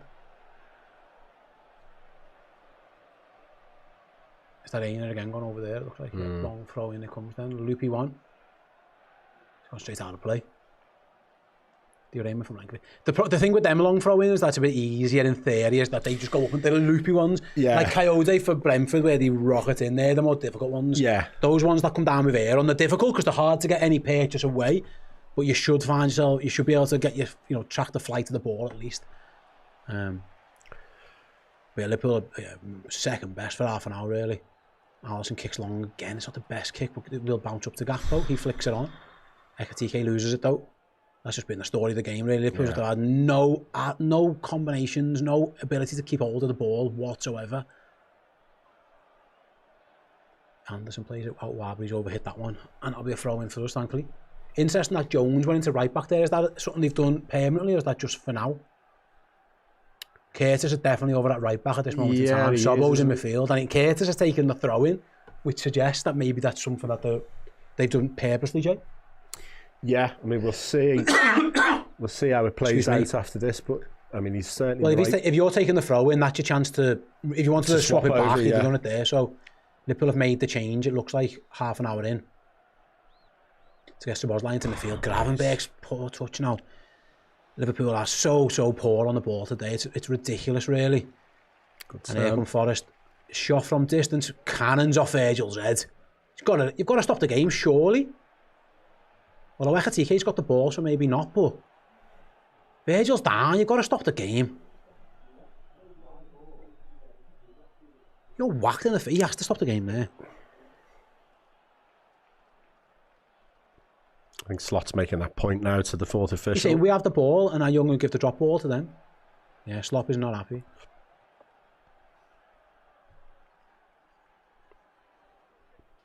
It was Jesus who had the shot. I mean, Van Dijk was more 5 yards away, and it actually cannoned into the back of the head. Isn't it? Yeah, which is, you do get dazed. You can't punch in the back of the head in boxing for that reason. I'm not surprised he went down. Yeah, Virgil will be feeling that one. Gives the Arne Slot a little chance to have a word with Sobo. Anyway, it looks like maybe that change is going to happen, where Jones is going to go into right back, maybe. It leaves you vulnerable, I think, in the attack. Maybe makes you a bit more likely to keep the ball in the field. I don't know, but I mean, at this point, mate, I think any change seems welcome. Yeah, Liverpool have been dreadful. Yeah.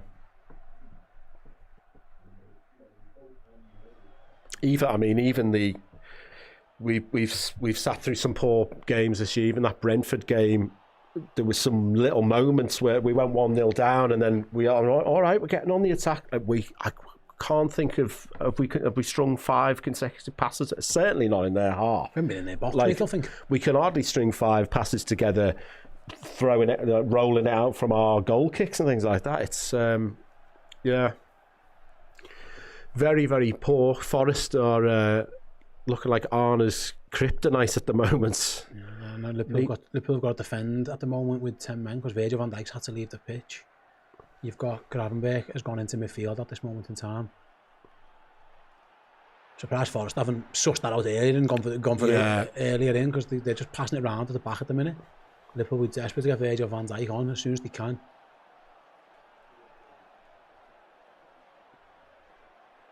Morgan gives right in. If not wide, Liverpool still with 10, I think. Yeah, the captain now is all back on. As Mario advances. Surprised Forest didn't try and make more advances of that, but here goes Jesus. He loses out. Can Liverpool keep the ball for once with Salah? He's got nowhere to go, has he? Could give him and he's just boxed out. He had nowhere to go. To be fair, that was good work right by Forest. Liverpool had nowhere to go with the ball. Big switch by Forest. That should go out to play. It does. They just look way more aggressive and quicker and sharper. Yeah.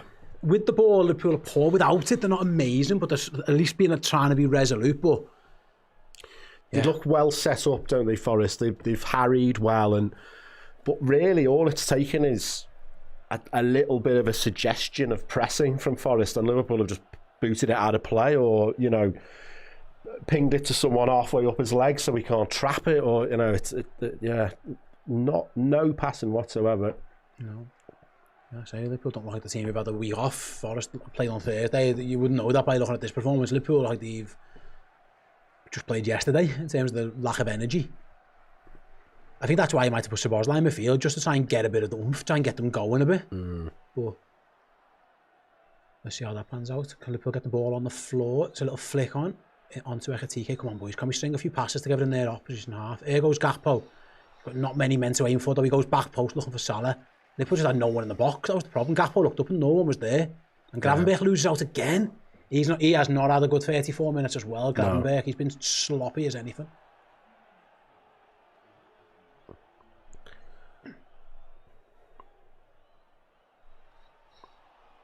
That's probably Liverpool's best attacking passage of play, really, when we think about it. Yeah, Salah's not had a touch inside the box. His nearest touch has been probably 30 yards out, which sums it up. Ortega on the ball. Come on, boys. Too easy. Szoboszlai's going to try and lead the press. And he's forced it all the way back. He's definitely been told, and he's just like a rocket up them. Yeah. Szoboszlai's been trying to add some energy, guys. We'll get us going. Liverpool have won the ball back. And here is Sobo. Edge of the box. Does he fancy a shot? No, he finds a pass to Salah. Salah across goal. Oh, just overhits it. Gakpo was in. If Salah could have found him. Just too much weight on it from Mo Salah. Liverpool don't deserve to be in front. But he could have had a big chance there. Just overcooks it, does Mo Salah. That's a chance, actually, isn't it? It's a relatively simple ball as well. If Mo can get it right, he just overhits it. Gakpo was in acres of space at the back post. He's clear header at goal, but Salah just overhits it.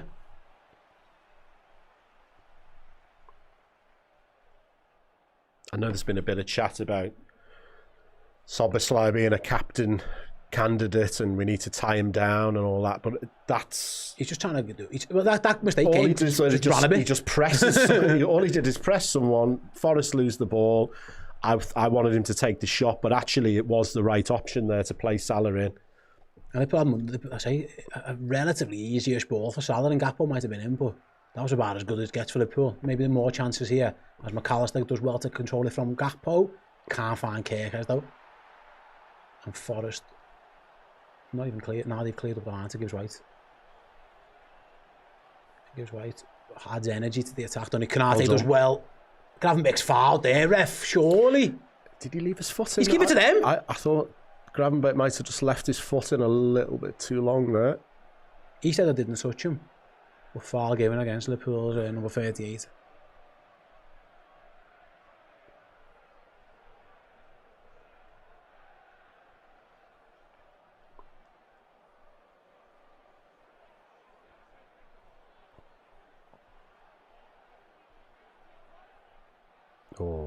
Ball goes over the head of Curtis Jones. Konate clears. Back it goes to the Nottingham Forest centre halves.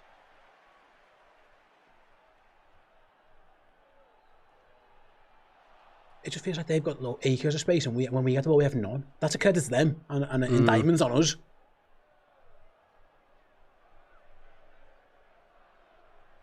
So Liverpool, thankfully, the two centre halves have stood up to the challenge, because otherwise Liverpool will be getting beat. And Alisson made a big save early on as well, which helps. But Liverpool's midfield and attacking players has left a lot to be desired. Just can't do anything really. It's too easy for Forest just to play. They found Aina and he goes inside to Hutchinson. And Liverpool trying to get tight. It's a big opportunity. Oh, brilliant by Van Dijk. Out of nowhere gets the boot in. It looked like a big chance for Forest. And somehow Virgil, he looked like he was wrong side, Jane, just got a toe to it. Yeah, it was one of them. Time seems to slip. Oh, that's so poor again. McAllister again gives it away. It looked like, I think it was Igor Jesus was in. Yeah. And Van Dijk just found a toe out of nowhere. It looked like he was getting onto it. Konate seems to have lost the ball in the sun. He's fallen over. Oh, they won't be happy with that, but probably is just about a foul. It looked like Igor had a big opportunity. I thought he was wrong side of Virgil. Yeah. I don't know how Virgil got a toe on that. Yeah, you have to win the ball there for Virgil. Thankfully he did with his left foot. Let's just see that again. Oh, just about Virgil. Igor's just wait. Maybe he should go and get it to the striker. Maybe waits a little bit too long. Yeah. But Van Dijk does so well. And Liverpool centre halves are the only shining light, really, and maybe the goalkeeper's early saving what's been a dreadful first half. The midfield too, in particular, I think of McAllister and Gravenberch have been nowhere near it. Yeah, I mean, at this point, you're saying, right, let's get in for half time. 0-0. Yeah. No damage done, thankfully. But I think that the most aggravating thing about the 3-0 under Dyche was they immediately came out and conceded 30 seconds into the second half, and it's like, what's being said at half time there? Here come Forrest, though, chance to break with Hutchinson down there right, defending for Liverpool to do again, cross into the box, Alisson over his own bar. Did maybe Hutchinson mishit the cross? All I can think there, Jay, is was that going in? Yeah, I think it just sliced in. across. Yeah. Oh yeah, Alisson had to deal with that one. It wasn't a good cross by Hutchinson. It nearly turned into a shot.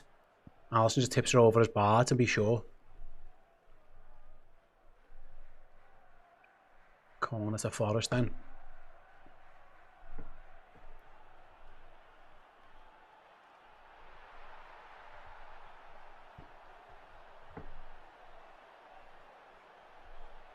Deep corner to the back post is headed up rather than away. Igor Jesus can go and recover it. This might be coming back in from the other side. No. Forrester played it out to Oliena. Anderson from deep. Hutchinson again one-on-one with Kerkez. Kerkez holding his ground. Back to Anderson. This will get delivered in. Liverpool need to be strong at the back post. Head of the cross goal easy as you like. For Alisson. I think that's a goal kick actually. I think it's gone out. What I would say is, and it's helping us a little bit maybe, Forrest have lacked a little bit of quality in that final third as well. Yeah. And Liverpool defended, with the two centre halves have defended pretty well. And Kerkez has done alright, just slowing things up over there, but it's been a 41 and a half minutes or so to forget really for Liverpool in terms of performance level. I think they've been very good off the ball. Much better than us. Yeah. Very aggressive. There hasn't been loads of quality. Because he was carried. And there goes Gibbs White, and Liverpool goes with the Curtis Jones does well, but his clearance only goes to it only went to Gibbs White. His shot is blocked by Szoboszlai. Jones did so well, but then his clearance wasn't great, and Forrest have recovered it again. And thankfully, Sobbo closed down Gibbs White. Jones originally read the run of Hudson-Odoi really well, but yeah. Anyway, ball back into the box. Kerkez heads away, volley blocked off Gravenberch. Would be a corner to Forrest. It's all Forrest. And Liverpool are just scrambling here.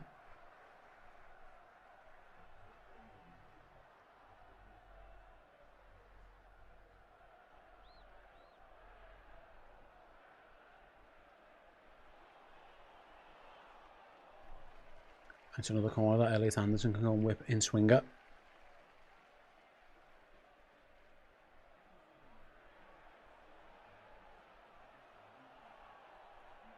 Anderson corner goes deep, straight out of play, thankfully. Yeah, Knocky Knock with the super chat says Forrest look full of energy. It's not even half time, and we look knackered. I'm not sure it's knackered, mate. I just think I don't know what it is. Maybe it is, but they shouldn't be. They've had a week off. They've had 8 days off, and Forrest played on Thursday. Forrest are just, I don't know.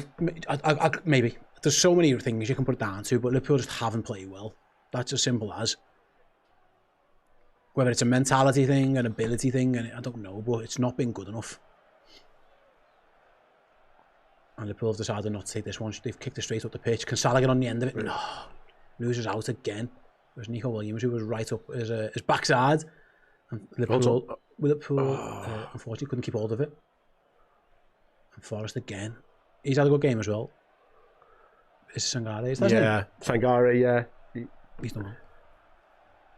There's just something about Liverpool playing Nottingham Forest, man. They just don't. Yeah. We were saying before the game that this ground and this team, we just do not like in 44 or so minutes now, and it's been more of the same. It's been all Nottingham Forest.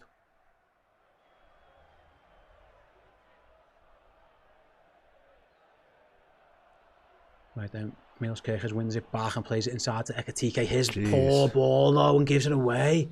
just symptomatic of Liverpool's game, and now Forest can break, and Liverpool have got not enough numbers back here. That all starts with Ekitike, just really poor centre forward play.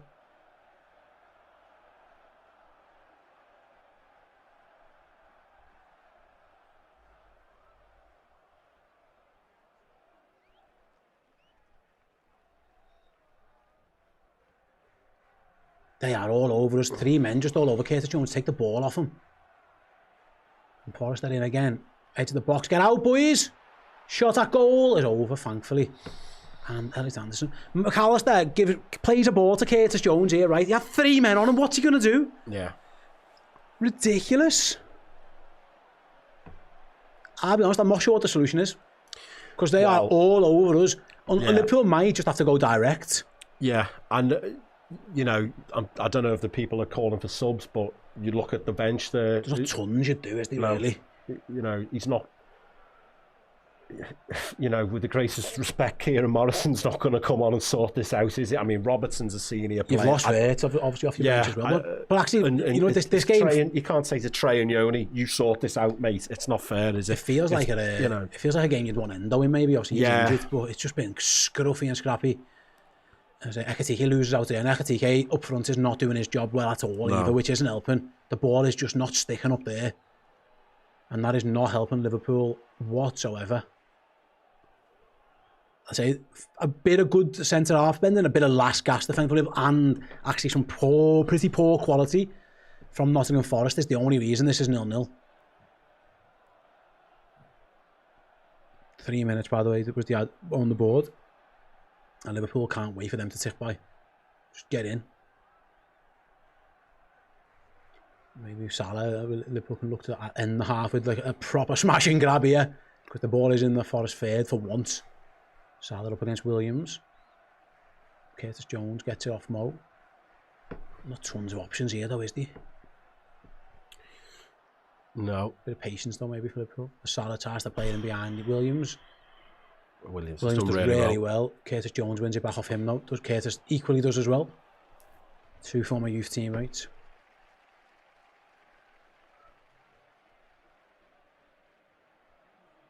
Yeah, Liverpool just like blind alley a little bit. I know we're not really doing anything, but we've had none of this, have we? Into the box, looking for Gravenberg, but easily cleared or cut out rather by Murillo. Goes to his left back position. Plays a really good ball down the line. That was too easy. That for Liverpool. They're out again.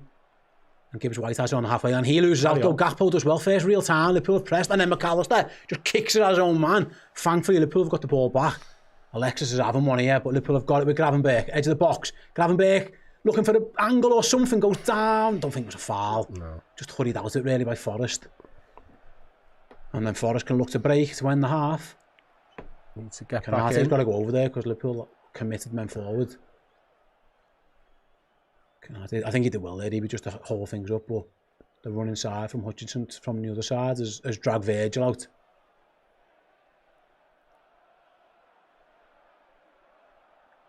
"30 seconds or so to go in the half, and Forest have had the ball. I've got the ball, but they've had it a lot in and around the Liverpool final third. And there's Amari Hutchinson. Gibbs White. Milenkovic from distance. Thought he was going to hit that. He hasn't. Now he might. I'll do. He'll take that all day.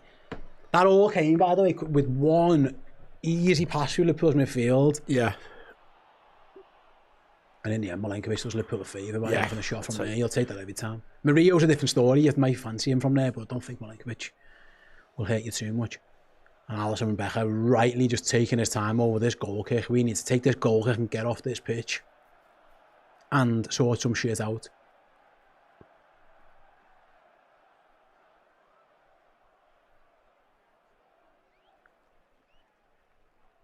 Because that's been poor. And the half-time whistle does go, and like I say, the only positive for Liverpool from that half is that it's 0-0, and that they are still somewhat in this game because they have been completely outplayed with and without the ball. The early loss of Florian Wirtz before the game even kicked off obviously impacts Liverpool, but Liverpool have been absolutely stinky there. I've seen us be 2 or 3-0 down in games where we play better than that. That is, from minute one really, Jay, that's about as bad as it gets really. We have just, bar the 2 centre-backs and an early save from Alisson, there's very little to be positive about there. Yeah, I can't really think of anything. Yeah, the reverse fixture, as we were saying in the build-up, we were all right for 25 minutes and then we go and concede. There's just been nothing there, is it? Yeah, the only things we can say is that, the two centre-backs have done their job. I mean, the keeper makes a good early save, but then he's been kicking it out of play, or, it's been about as bad as I've seen this season, unfortunately. The only saving grace being that it's 0-0. Yeah. And I mean, if I were a Forest fan, I'd maybe be thinking, well, they can't be worse. I mean, if Liverpool are worse, then they may as well all just retire, because they can't put in another 45 like that. You would like to think, the manager's, I don't know what he's going to do. I don't know if he's putting a rocket up them type character or what. I don't know what they need, but there's just been bare. I mean, there was one chance really where Szoboszlai, decent bit of pressing, Forest lose the ball, and then it's played wide to Salah and he overhits the cross, but even that's symptomatic. It's like, it's not, as you say, it's not a super difficult ball. It's on his right foot, but he's capable of decent stuff with his right foot. Yeah, really poor. I mean, I'm struggling but actually, they went a bit more direct. Like, Van Dijk took a goal kick to Salah, all right, nothing came of it, but the first 25 minutes, they were passing it short and then getting closed down, and then someone had just hit it into touch or just give it away in our own third or in the middle of dearie me. It's been poor, like I say. Liverpool have had, I think, the midfield, I think Gravenberch and McAllister have been poor. Ekitike's been poor. Yeah. I think we haven't seen a lot, really, of Szoboszlai since he moved into midfield. Curtis wasn't amazing, actually. He was pretty average when he was in there as well. Just nothing. Just absolute. And without the ball, Liverpool have been miles off it. I think that's why the manager's had to move Szoboszlai into there, just to add a bit of oomph to it. But not been good at all from Liverpool. Again, the only saving grace is that it's 0-0, because they've all been crap for the most part. You wouldn't change your two centre-halves and your goalie, and I think Kerkez without the ball has been okay. And other than that, there's not a lot to write home about for Liverpool whatsoever. And actually, because Jones had to start and Kerkez off the bench, Liverpool's bench isn't exactly full of options there, really. No. I'm looking over there now. Robbo, but I'm not sure Kerkez has been that big an issue. No, exactly. It doesn't feel like a Chiesa game. It feels like this game will get past him. I think Liverpool need to sharpen up on it, because I understand the manager and people having a go at him, right? The manager doesn't stop playing a 5-yard pass to each other. That's on you. You should be able to, McAllister should be able to find a Liverpool shape with the ball. Some of the decision making and the passing has been really, really, really, really dreadful. This is the sort of game, like I remember Mourinho in his first spell at Chelsea, I think he made 2 subs after like 25 minutes in a game, and it was you can't do that. You, like, who we bring in? I'd want to make 3 subs at half time, but as we were saying, it's not fair for the likes of Unyoni to say, right, you need to come and sort this performance out. Ramsey's barely featured. I mean, Gomez, Robertson and Chiesa are the only senior options. All right, Rio. Yeah, Rio's exciting, but the problem, you could bring him on and then we wouldn't find him. It's like, The midfield, I think Liverpool have got a massive issue in midfield. Yeah. I don't know if you can change the formation. I'd consider it. Maybe a diamond or something, where you do something, because Liverpool are getting overrun. Now, who would you put into that midfield would be your question, because you'd probably bring Gomez on and go to a diamond midfield, perhaps. Yeah, I think Elliot Anderson and Sangare are killing us in midfield, and Liverpool can't keep the ball. You'd lose your width, but Liverpool haven't found Salah and Gakpo enough anyway. But it's been really poor. It's been really, really, really poor. Liverpool have just not been anywhere near it. Whatsoever. So you could, I mean, it seems really negative, but if you put Gomez on for Ekitike and it went to like a 4-4-2 effectively. Yeah, 4 diamond 2 or something. Stick them all up front. Yeah, I don't know. Yeah, it's a bit. We're clutching at straws a bit, aren't we? But it's, this is and the issue is, by the way, there's been times when both Salah and Gakpo, I wouldn't have too much of a go at either of those really. They haven't been amazing, but like every time they've had the ball, they've had 2 or 3 men on them and no options. Yeah. They've been completely isolated. Forest have just done a number on us. It started after a couple of minutes. We said Liverpool just couldn't keep the ball. and it's just escalated from there really. And someone, and it should be McAllister or Gravenberch, it might have to be Szoboszlai now, has to get the foot on the ball and get Liverpool playing. Just get us going, because it's hard when you play that bad. It's hard to analyse really what's happened, because it's just been really shite. Yeah. I mean, where are they? They're just above West Ham, aren't they? I think. Oh yeah, the shit. Yeah. Forest, like, you know, I don't mind. As I said, we need to swallow our ego, and we're the better team, we're the bigger team, whatever. I don't mind going away and sitting in for 20 minutes and being like, all right, you have but it's not been 20 minutes. It's been a whole half where they've just totally, I mean, they were just showing some of the, you would probably call them lowlights for Liverpool, of Liverpool midfielders getting swamped. You would expect, all right, Forest are going to have a little bit of a go, and then Liverpool are then going to start dominating possession, dominating the ball. You know, I mean, I'm craving the days when we were moaning about Liverpool having too much sterile possession, because we haven't even had sterile possession. We're just like, you know. I think I'd get Gomez on, and you can take your pick who you take off. You can take Jones off, sound. Yeah. You could take McAllister off, or you could take Gravenberch off. Because in particular, the McAllister and Gravenberch have been really rubbish on the ball. We haven't seen much of Jones on the ball since he went to right back. But if he's not going to be on the ball, then he might as well not be on the pitch. You might as well just put a defender on there, because the idea of having Jones or Szoboszlai right back is they are playmakers from there. If there's no play coming from there, you might as well not bother. So I think that's what I'll be doing. But yeah, it's been really poor. We've got some super chats. Says this is what supporting Bournemouth feels like. They attack more a little bit. I was going to say it's probably more entertaining. Danny says we've been dominated. The manager ain't it. Listen, I understand the frustrations. Like, I wouldn't put too much of this on Slot today. Slot isn't stopping Liverpool playing 5-yard passes to each other. Arne Slot isn't saying to Alexis McAllister, do us a favour, mate, can you just kick the ball away every time you get it? Or Gravenberch, you know what I mean? But I see your overall frustration, because Jono says I'm sick of watching boring, lifeless performances. Under Slot, 2 wins in a row doesn't change my mind. He needs to go in the summer. I don't think that's going to happen. The noises are... It's not. That it's not, yeah. Forest have been the proper Reds, while Liverpool have parked the bus. Liverpool haven't parked the bus. I mean, Liverpool have just been shite. They've been forced back. If Liverpool was parking a bus and trying to hit them on the counter, it'd be a bit more acceptable or understandable. They haven't. Liverpool have been outplayed. It's been garbage. And as Danny said, Forest played in midweek, no excuses. No, you're right. I said that before as well, mate. Like, Liverpool have been miles off it. Absolute miles off it. Now, what I would say, it's on Slot now at half time to get them going again. Yeah. Get them going. And I completely understand that point. But I think sometimes it's too easy just to blame a manager when the players are playing some of the fucking passes.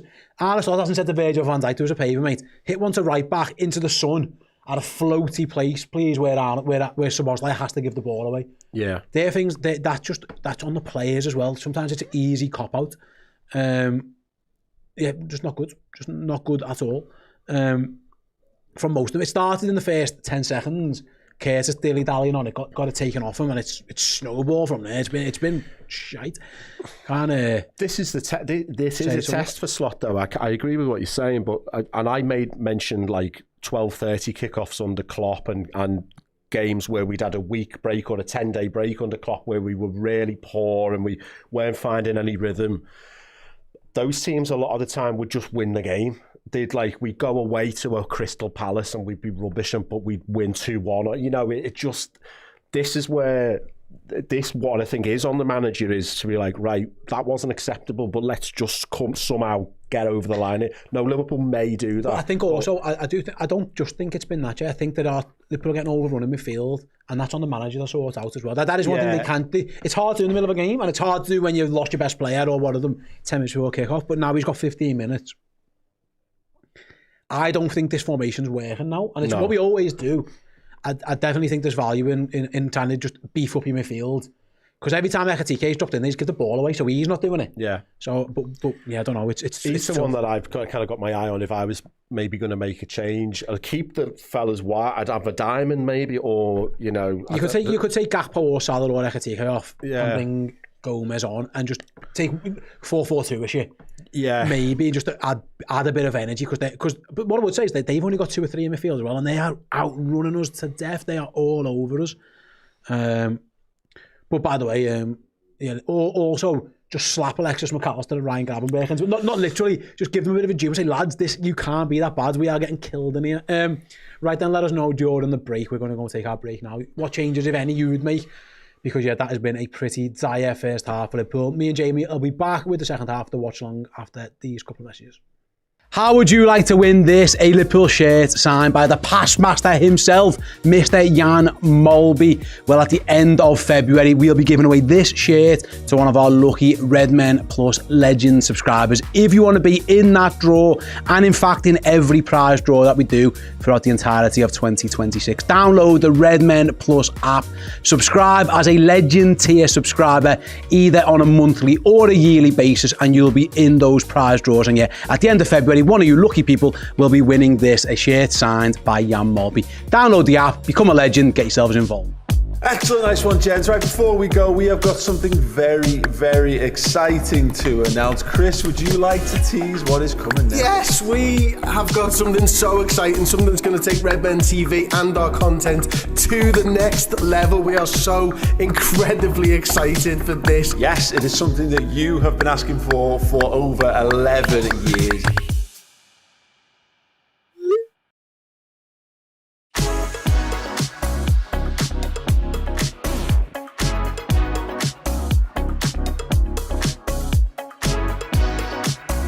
Welcome to the Redmen Original Biased Football Podcast.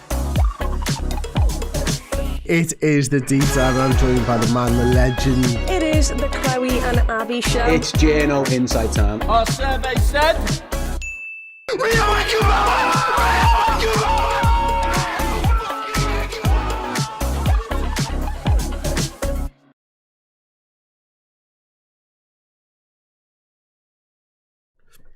Welcome back. Yeah, go and download the app. How cool is that advert? That is a very cool advert, if I don't say so myself. I think I missed a super chat before from Danny.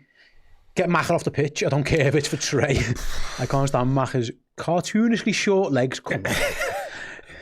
Yeah, fair enough. That's what you're thinking, Danny. He hasn't played well though. I'll give you that. He has not played well at all.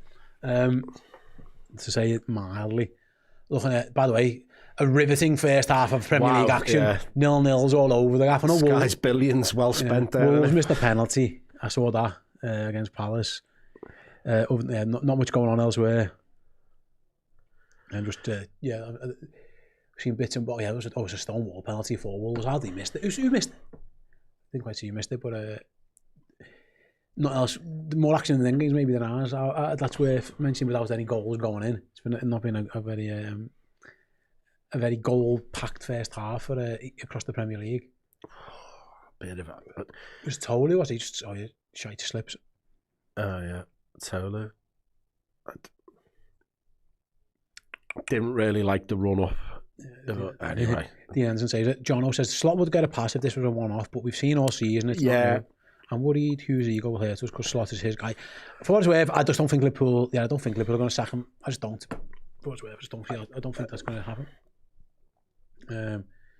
So Forest, and this is one of Forest's best performances of the season according to the stats there, without actually winning the game, which again Vita Pereira, he'd be happy with his performance, he'd be devastated. If this was us and we played that well in the first half and I would be thinking in the back of my mind, fuck, there's a sting in the tail coming, and I hope that's the only saving grace I've got, is that maybe Forest think, they run out of steam, or just they worry that they haven't, they get sucker punched, because other than that, they've had very little to worry about from Liverpool. We've seen it a lot where we've been the team in the ascendancy and we've gone 0-0 at half time, and then you're thinking, they might just get a corner or a free kick, or we've been hit on the break and things like that. But Liverpool don't even look at. I mean, I suppose trying to find some light from somewhere. We were having a chat in the Newcastle game the other week when I was saying, I don't know how a Liverpool goal comes about here. Where does it come from?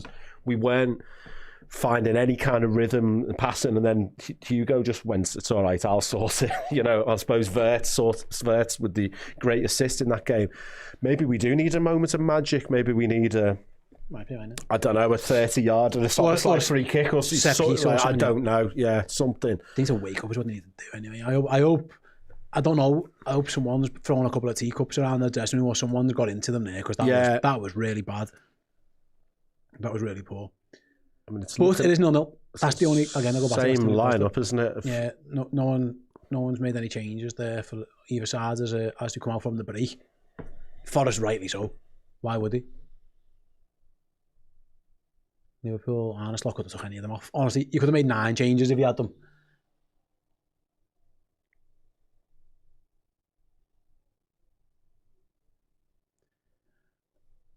Everyone except the 2 centre-halves and the goalie, you could have easily you wouldn't take Sub off just because of who he is, but even he hasn't been amazing. But yeah, no changes, so Arneslot's hoping for better from them this time as the second half kicks off. Van Dijk wins a header. He's done a lot of that, to be fair. Liverpool trying to be a bit more aggressive in midfield, but they don't win it, of course, because why would they? And it's Forest on the attack right-hand side. Cross comes into Liverpool's box. Straight out to play. Hudson just didn't get on the end of that one. I think he thought there was going to be a touch in front of him. Yeah. I don't know what the dimensions are of the stadium, or it feels tight, doesn't it? Or maybe that's just the way we're playing. It feels like when we get on the ball, about 4 of their fellas all descend on us immediately. That was a chance, actually, doesn't it? It's a second one. I think Curtis just gets in his way. Kanate's gone for a little run down the middle of the pitch. Maybe that'll help. Go on, Ibu. Yeah. Kanate running all the way through the pitch. Go on, he has to find the pass now. He's done well there, Ibu. Got us up the pitch anyway. And Salah can cross. And Liverpool will have a corner. That'll do. Why not, yeah. That all started with Ibu Kanate just decided, fuck this. Yeah. Turned into Joel Matip. I was going to say, I miss those Joel Matip mazy runs, but yeah, I mean, fair play. It's something a little bit different. I don't know if that was a plan or what, or if Ibu's just gone, I'm sick of this. We can't pass through the pitch, so I'm just going to just run through the middle of the pitch. Anyway, Liverpool have a corner. I mean, literally what we were just saying. Why not? They scored off on Sunderland. Liverpool are actually looking much more dangerous from set pieces in recent weeks. Can they find something here? With Szoboszlai's in swinger, Liverpool crowd and the goalkeeper again. In it goes towards the front post. It's flicked on, I think, off of Forest head. Yeah, it's going to be a second opportunity. Liverpool were looking for Ekitike at the front post. He didn't get a touch on it, but I mean, it's mad, like, when you... Gibbs White there literally had his arms linked around whoever the Liverpool... It's like, you know, I'm not saying, that was a blatant penalty, but it's like they're running a risk, aren't they? All this just wrestling. Another corner. Second time, lucky maybe for Sobo. Dinks this one into the box, headed up by Murillo. Yeah, it's a big scramble. It falls to Ekitike, gives it back to Sobo. Get it back in the mixer, I think. Then it goes. Not a good ball at all, though. Forest clear, but Liverpool keep it alive with Jones and with Kanate. Liverpool need to get back though, because the counter attack's on, because Gibbs White brought it down. Gibbs White carries it forward, plays it in behind Curtis Jones. Kirkes comes over. Well, but I think it's at the expense of a corner. Our friend Quinn just says, I got kicked out of my hotel room for snoring by me missus. Little does she know, it means I get to watch Liverpool play riveting football at 3 AM in the hotel lobby, so the joke's on here. Hope you're doing well, Quinn. Must have been loud. But you'll be up watching the Reds anyway, surely. Yeah. I mean, he might be snoring again soon if this carries on. No, this isn't exactly what's keeping you awake, is it? No. Darlene must have been fuming. It's gone from 2 corners to Liverpool, now it's a Newcastle, sorry, not Newcastle, a Nottingham Forest corner at the other end for Elliot Anderson.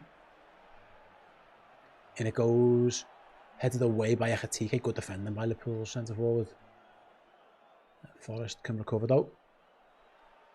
Anderson again. Maybe trying to buy a corner. No, goes back to a Dui. This one will. No. Lots of dummies. Forest just trying to work an angle to get something into the box for themselves if they can. Hudson Odoi does just that. And that was just wide by Milenkovic. That was not far wide at all. It's a good ball in by Hudson Odoi. I think he beat Ekitike to it, does he?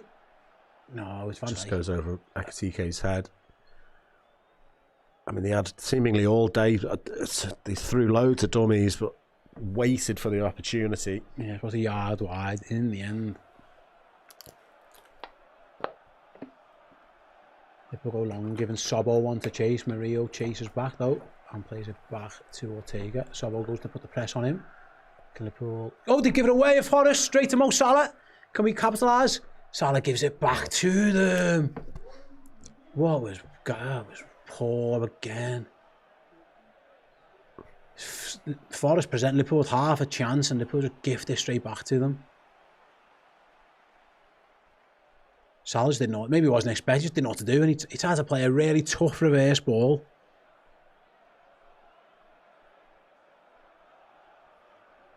Liverpool didn't punish it, but Liverpool do have the ball. Under a bit of possession with Virgil van Dijk and Ibu Konate now.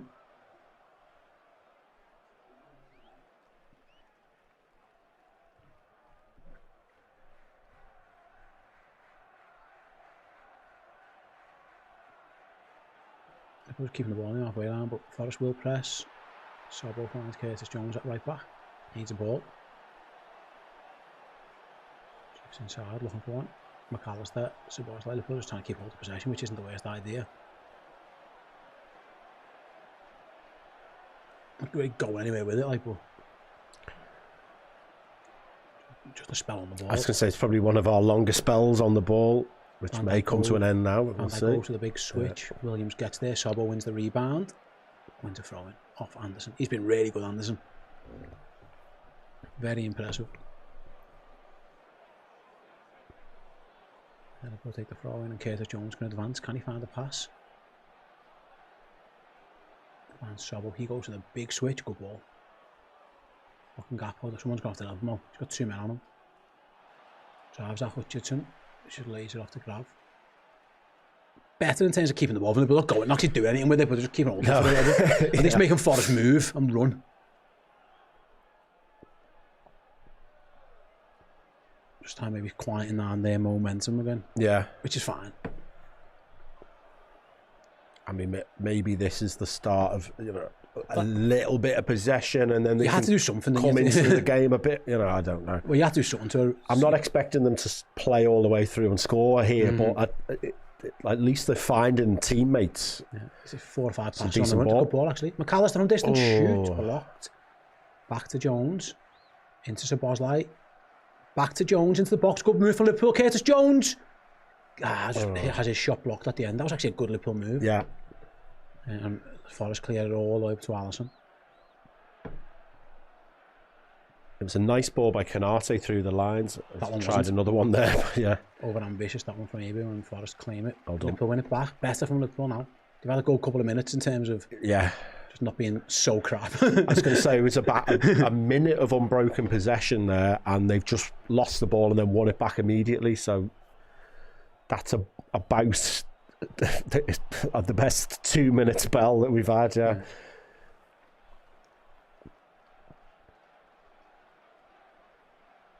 There's nothing around at the back now. The Forest press has stopped as well. They can't, because it's impossible to press as long as that. Liverpool with the switch to Gakpo from Van Dijk. But again, someone has to come and help him. Completely isolated. Fouled, surely. He's getting fouled, ref. 3 times. And again, I mean, I'm not saying this is some kind of master plan from the manager, but if their leg's going to start to go on 70, like, you know, could they play first? That's what you're hoping. I think Liverpool had to start keeping the ball for a bit. Yeah. Eventually, you couldn't just keep wave after wave of their I attacks. wouldn't instruct my players to be crap for 70 minutes and they will tire. I wouldn't, if I would, that's not what I would say before sending them out, but, that might be, maybe they'll start tiring here, I don't know. At least Liverpool haven't. The last few minutes, we've had all the ball. Yeah. And now can they turn it into something that's very static, I would say. It's not exactly riveting tempo to the game. Forest are in a shape. Konate carries it forward again and finds Gakpo. Good ball, actually. Yeah. Cody Gakpo driving towards the byline, needs someone to help him out. Come on. Where's he going? Gakpo dinks it back post, looking for a header across goal. Go on. Oh! Was it Jones? Yeah. Salah nods it back. I didn't quite see what happened, but Curtis, it was in the sun. Yeah. I couldn't quite see. A block or a save, didn't quite see. It was again a good move from Liverpool. Gakpo did really well. Yeah. Yeah, I thought he'd overplayed that cross, but actually it was a nice ball to Salah. Salah, good flick. Yeah, didn't see Salah with the nod back to Jones, I don't know if it was saved or blocked. Better a few minutes for Liverpool out. I mean, it couldn't have got worse. No, I'd say Liverpool have had a good 5 minutes now, in it, which you couldn't say for. There wasn't a 5-minute spell of decent play for Liverpool in the whole of the first half. Nice flick. Salah into Ekatike. Turns. Runs with a bit of a blind alley though, needs help. Blind to was like. Back to Salah in space.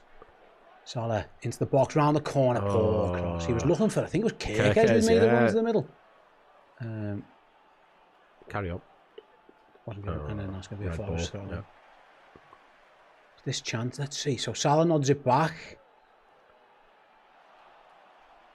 Oh, it's a good save. To be fair, Jones doesn't do a lot wrong at all. It's a good save from Ortega. Curtis gets a nick on it through the legs. He couldn't have gone high because he'd have hit the defender. He had to go low, and Ortega just sticks a leg out. Didn't do a lot wrong there at all, Curtis. Good goalkeeping. But a good Liverpool move. Yeah. Curtis plays it back to Alisson. Just about had enough on it. Barely. Oddly enough, my heart wasn't in my mouth there. I thought that we were going to sort that out. Yeah. He did well. KK switches, looking for Salah again. Headed down. When he finds a Liverpool shirt though. Salah's touch was poor. He ran straight into Elliot Anderson, but thankfully Liverpool can reclaim possession. Jones again looks for Salah. It's a good touch by Mo. But Williams does well. Throw in. That's all. Liverpool taking it quickly with Mo. Back to Curtis.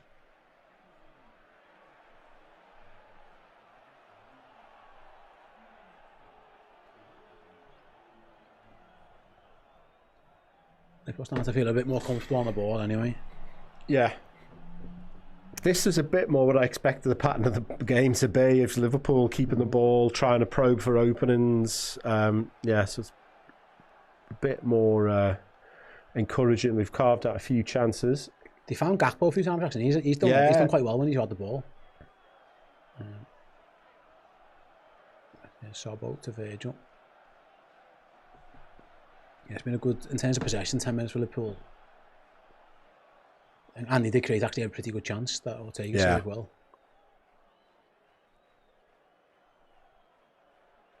DK's flick finds Szoboszlai, thinks, it's a poor ball up. Trying to find Kirkes, but Liverpool win it back. No, Anderson can recover, but Liverpool win it back again. Better.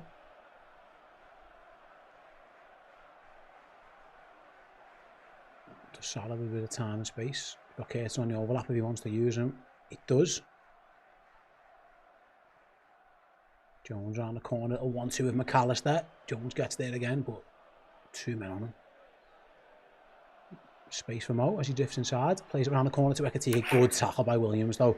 Nico Williams read that. No foul. Oh, he tried to foul, but Forrest have got away anyway on the counter attack, and Szoboszlai's got to chase back Hudson-Odoi. I think he should have fouled him. Yeah.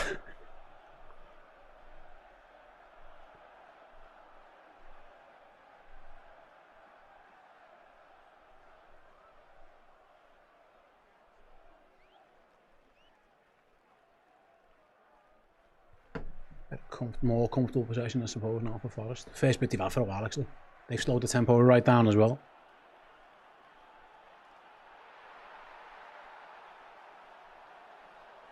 Good turn by Gibbs White, but Kirkes reads his pass. Liverpool might find a little bit of space here with McAllister, but he needs somewhere to go. Nowhere to. He has not played well at all today, McAllister. I know your super chatter there saying he runs at 5 miles an hour. Like he did then. He's just never getting away from his man, is he? He was very slow then. I think Fulham have just scored against Sunderland, by the way, but Liverpool, flag goes up against Cody Gakpo, offside in the right back position. McAllister had the ball in space and he just couldn't get anywhere then. No. I'd consider taking him off. Yeah. I'd consider Gomez the right back and McAllister off.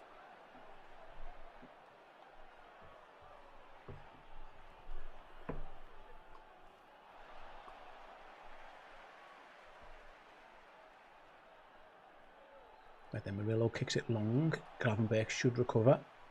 Does. He's a pass though. Plays a good one. Ball. Salah doesn't. Come on, Mo. That's just easy ball. Really poor. And Forrest can break with Ollie Aina right hand side.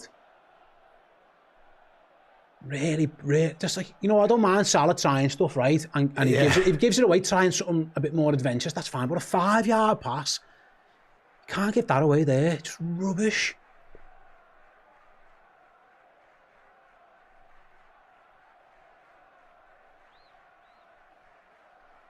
Here goes Nico Williams. Sobbo comes across, takes the ball off him. I think it's going to be a Nottingham Forest throw-in now.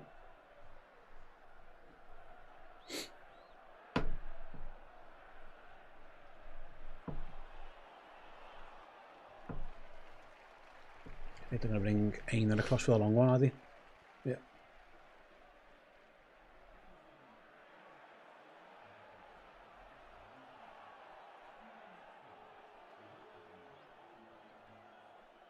They put up another one of these long loopy throws to defend.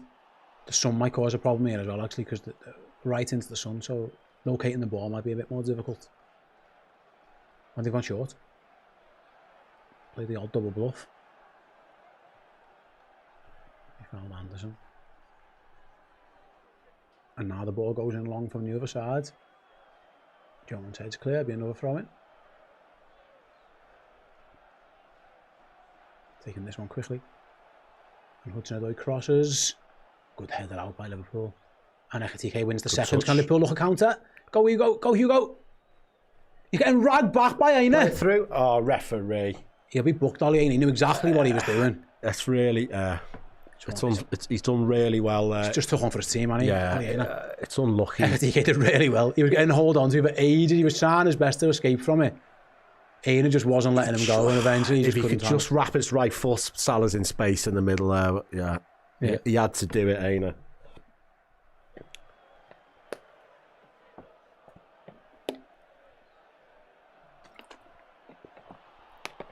But that's one of his great strengths, Ekitike, where he can really carry the travel and just a little jinx of direction, but yeah, he's really good at that.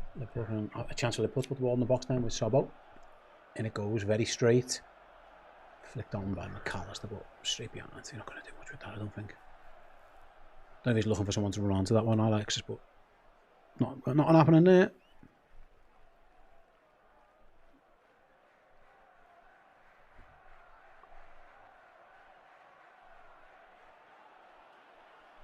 It's a goal kick to Forest.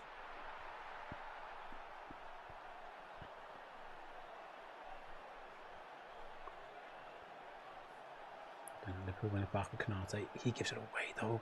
Liverpool win it back though, and then we'll give it away, go. So Watchalong wanted the foul, Anthony Taylor didn't give it, and there goes a chance for Hudson-Odoi to run at Curtis Jones. Goes past him. Canate's forced across. And Canate wins it back fairly, says Anthony Taylor. Hudson-Odoi wants the foul. I don't think it was a foul. Yeah. I think he just ran into Canate. Canate just stood his ground. It didn't look a foul.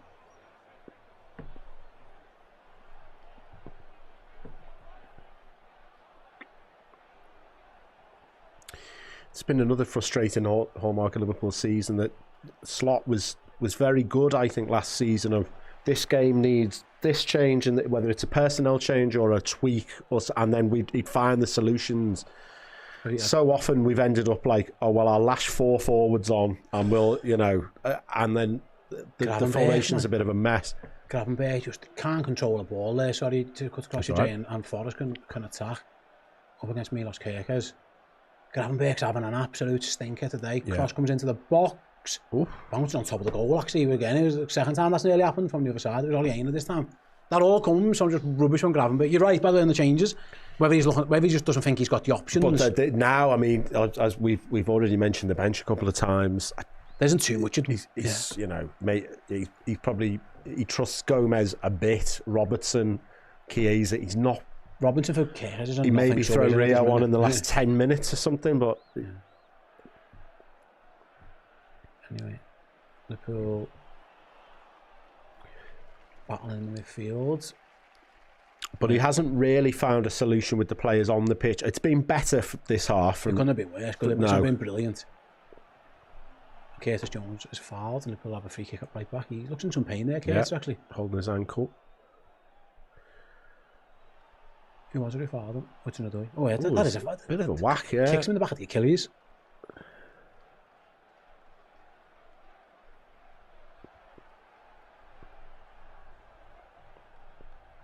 Forrest going to go to their bench.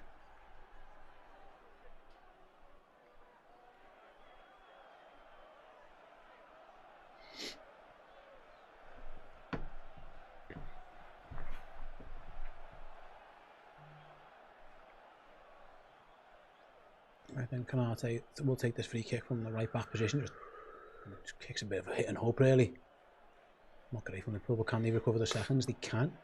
Ekatike can't bring under control. No, you just want better from him there, don't you? Mm.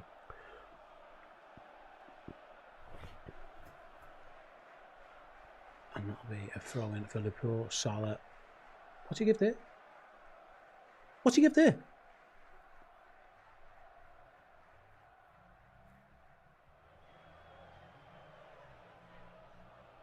I've got no idea. Is that their ball? It must be because Salah's got that kind of It was never a, that was wry never smile on his face. That yeah. was never a Forest ball.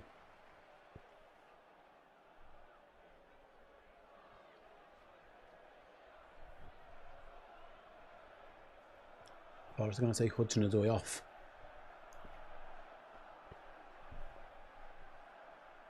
He's probably still had the best chance for Forest, and it was a really good ball he whipped in earlier for another chance from, was it Milenkovic? Both wingers going off because Ndoi and Bachwer are coming on for Hutchinson and Hudson-Odoi. I don't think as poor as Liverpool have been, you know, like remember that PSG first leg, Alisson had a blinder, you know, and It hasn't been that. like, Forest, Alisson hasn't been all, like battered, has he? No, they haven't created loads. Forest, two centre halves to defend well, to be fair. Yeah. Right then, back underway, long ball forward again from Liverpool. Coming back for seconds at least. Yeah, McAllister does that. Good touch. Yeah, foul surely. Yeah. Been dragged everywhere. Free kick to Liverpool. And Fulham have scored again, by the way, 2-0. Free kick. It was penalty. Right then, Gravenberg and Van Dijk trying to get Liverpool going again.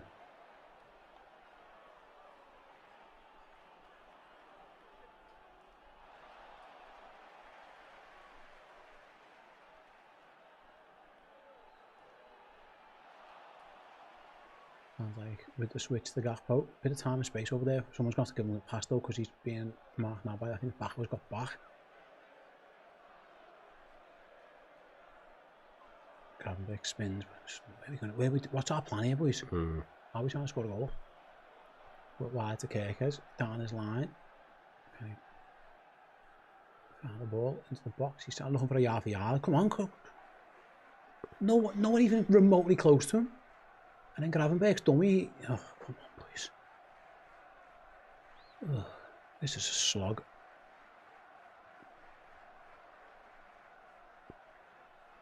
And then Sobo. To Canate. Canate strides forward and finds Salah. Dinks it inside, looking for Ekatike.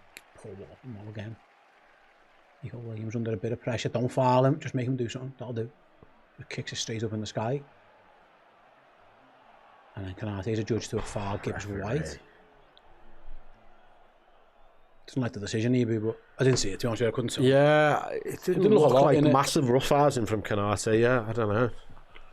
But a free kick given, and Forrest can play off from the back again. I've seen more exciting 68.5 minutes. I was going to say, it's not good quality. Not going to be a highlights DVD made of this one, is there? Tell you what.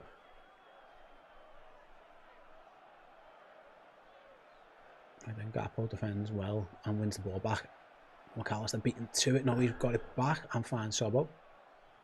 Liverpool got the ball back again, which is something they didn't have a lot in the first half. And then here goes Sabaz, like acres of room to run into. Can he find a pass to Mo? He can't. Come on, Mo. Salah back to Jones. Little dink is poor. That's a foul. Yeah. This is so frustrating. That Jones ball, it's like a 1 in 20 ball, isn't it? Yeah. Yeah, he's probably a bit frustrated, Canate, because he's just being given one. He's just got, you know what, just don't foul him there. No. He's got nowhere to go, Ibu, and you just give him an easy out. I mean, again... You're just hoping for a smash and grab at this point. It's 0-0. It's just 0-0. You know, the best you can hope for is Liverpool just... I don't know how it's going to happen, but Liverpool somehow score, and then you go, right, it was awful, but we just move on. But that's, you know... Igor Jesus there tried to give himself a free kick, pick the ball up, and it's a handball that Liverpool can take a free kick from. And they've done well, and Gravenberch running through, but he's took us touch too far into Murillo. There was space there, and now the big centre half can stride forward. Like Canate earlier on, just carries the ball. Right there. It's the box shot from distance. Poor from backward. I mean, Murillo just carried the ball 30 yards, really. No one closed him down.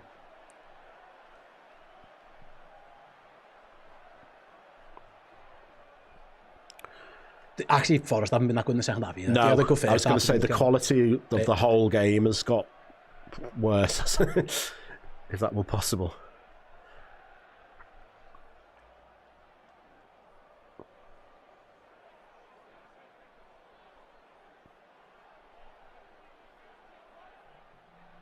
Interesting ball from Curtis. It worked out.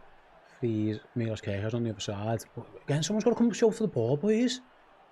Where's his pass? It's so static.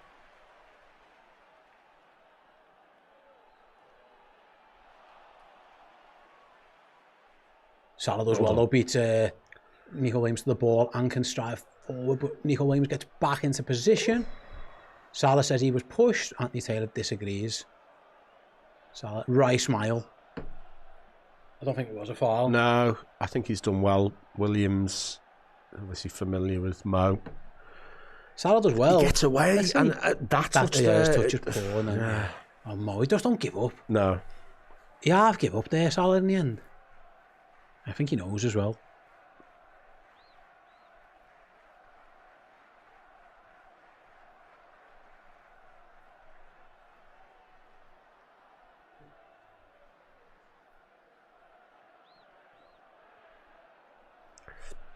Sobo with the hit and hope into the sun, hoping for a mistake from Ollie Yang, and it doesn't get one. Even the way the sun is dead annoying. It must be annoying to play in that, where half the pitch you're shielding your eyes and half the pitch is in shade.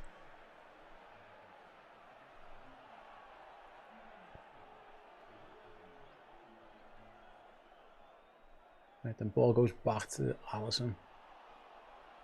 So I think first half was all Forest. Second half's been a bit more of Liverpool, but without a low going on. Szoboszlai wins a foul from Van Dijk. Sorry, from Gibbs White after Van Dijk takes the free kick, sorry. Right then, Ibu, he's got Sobo inside. Come on boys, let's go.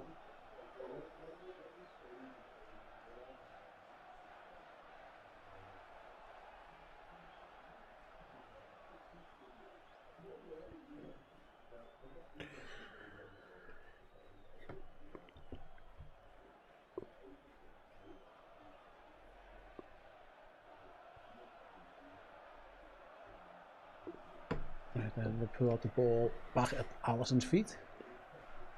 17 minutes or so to go. It's clear Armstrong isn't exactly filled with bench options, but he's yet to go to any of them. Rio, there's not a lot. I don't know what you do. Yeah, maybe put Rio on. I mean, you could get him on now, but I don't think Slot will. And also, we haven't got the ball over there. No.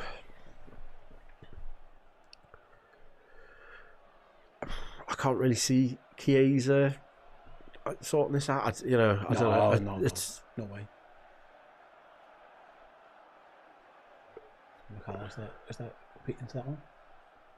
Yeah, I don't think Mac is anywhere near his best today. Forest have the ball, and here comes Nico Williams down their left.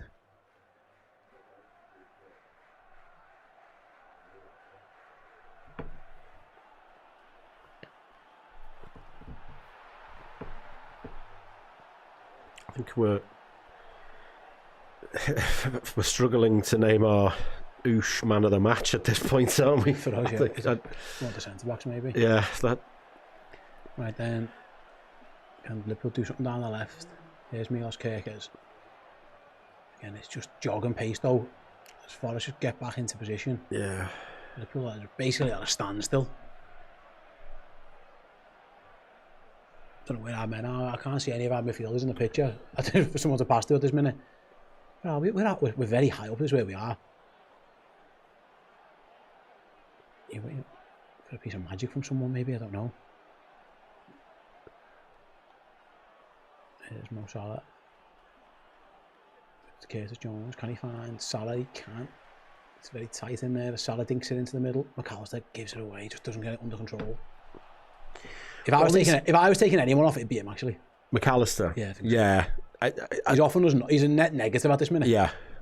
When we're around these areas, we're doing all these little scoops and dinks, and you think, well, what? They're How running out of many of them are ideas. going to come off? They're running out of ideas. Yeah.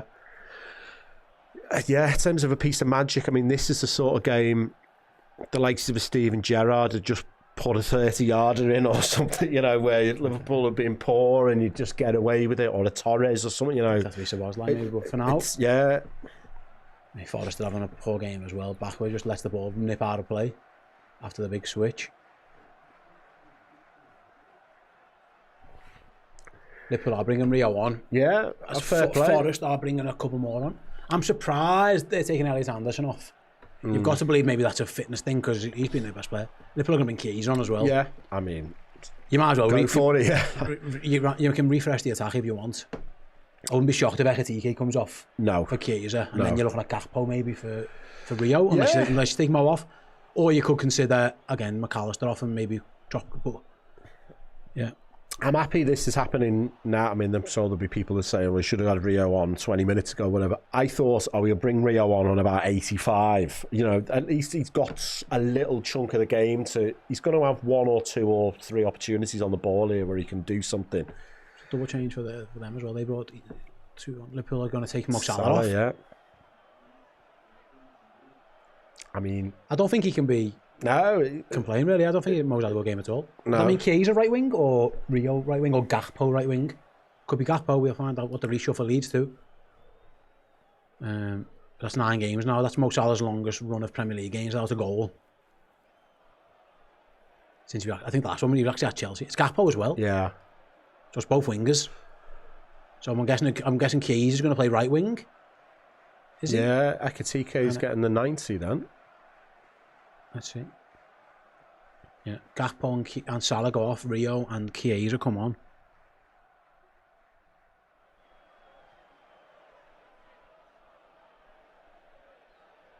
We'll see what that means in terms of the attack in a moment. We're just looking at Mo and Cody on the bench as we stand. Yeah. For now, Liverpool long throw down. Is Ekatike going to play left and Chiesa up front? It looks like potentially. Yeah.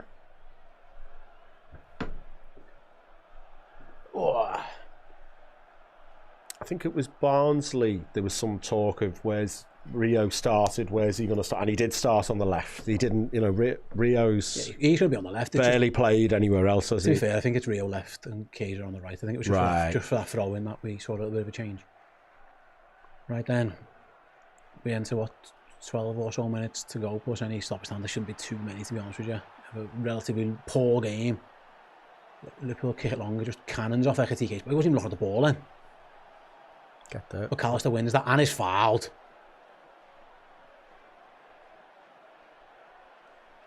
Liverpool aren't happy with that challenge, you know. He caught him high up. Salah's got, McAllister holding his knee. I was going to say, If he caught him on the knee, let's see it. That isn't a. it's not It's not a great. great challenge, Yeah. is it? Is it Bachwa? Catches McAllister high and then goes right down the shin. I don't think it's a red card. No. It is Right, not a just catch great him challenge. high, It's high on that though. Not a great challenge.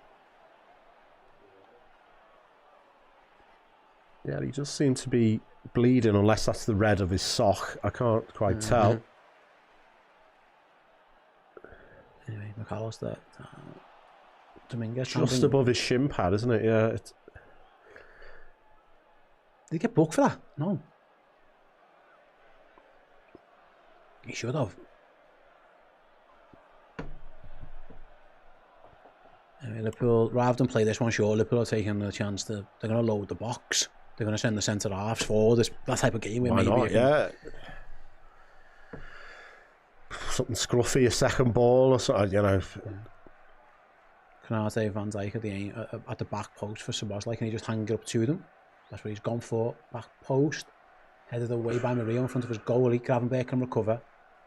Van Curtis, back to Gravenberch. Blind alley a little bit. So Liverpool have ended up having to go all the way back to Alisson there. And he's just kicked this straight back to Nottingham Forest, which isn't ideal, unless Rio can go and do something with that. Ortega's come out to claim it though. And oh, come on, boys. How have they got that? Yeah. He had time there to chest it down on the halfway line, bring it into control, and there was no one even remotely close to him. Oh, Liverpool waiting for the ball. Chiesa and Szoboszlai just wait for it, and Forest, I think it was Dominguez who just nips in front. And there you go, Forest down the left, and it's going to be, oh, that's a goal kick. I think we got lucky there. It cannon back off after the, I think it was Ndui. That all came, Chiesa and Sobo just waiting for the ball. Yeah. Just sums Liverpool up, really.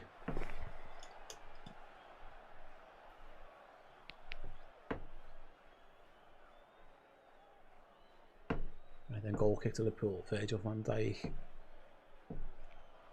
All the way across to Curtis Jones. Right back, he's going to have to get rid of it. Close down. And it's going to be a throw into Forest. How have we ended up there? How have we ended up there off our kick? What are we doing, boys? This has just been poor. We like to do a couple of social clips. What are we putting on the Insta for this? I don't know.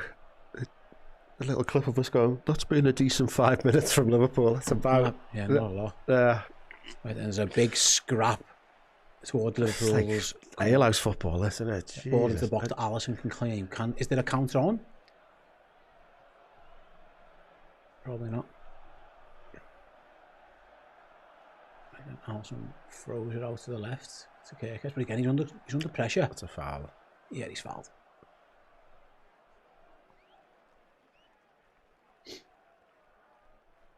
Backward, yeah, he hasn't done much so far of them. If anything, he gives a couple of fouls away. But yeah. Again, Liverpool down the line. Who's this for? First chance for Chiesa and just easily dispossessed though by Nico Williams and spun out of it as well. Come on, Freddie. Go better than that. And Forest easily have the ball with the goalkeeper who kicks it long. Chiesa flicks that on. Can Liverpool get it under? They have now. Here is Chiesa. Have a little run, I think, is he not? He's got 3 men on him, so goes back.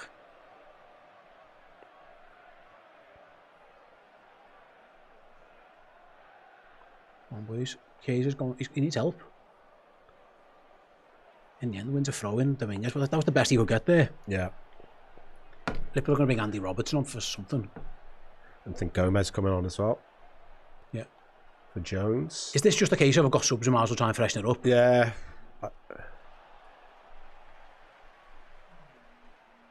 Liverpool changed the fullbacks, just maybe you're looking for a spark.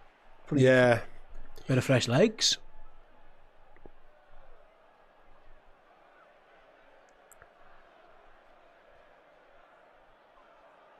And Joe Gomez might take a long throw. Yeah, maybe this has been the master plan all along. Gomez's throw is long. Good it's flicked out to the edge of the box. Can Liverpool get something on it? No, Gravenberch again just couldn't get it under control. Liverpool will have another go at it though. Let them do it again. Why not?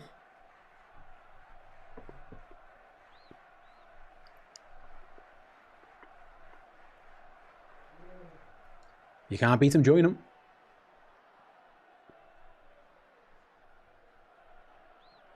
Liverpool sent the centre backs up in a long throw goes. It's a big one as well. Van Dijk flicks it on. Goalkeeper comes and punches. Chaos. Gonna have another go at it. Someone gone down with a head injury there for. There's a Forest player down. Yeah. Milenkovic is down.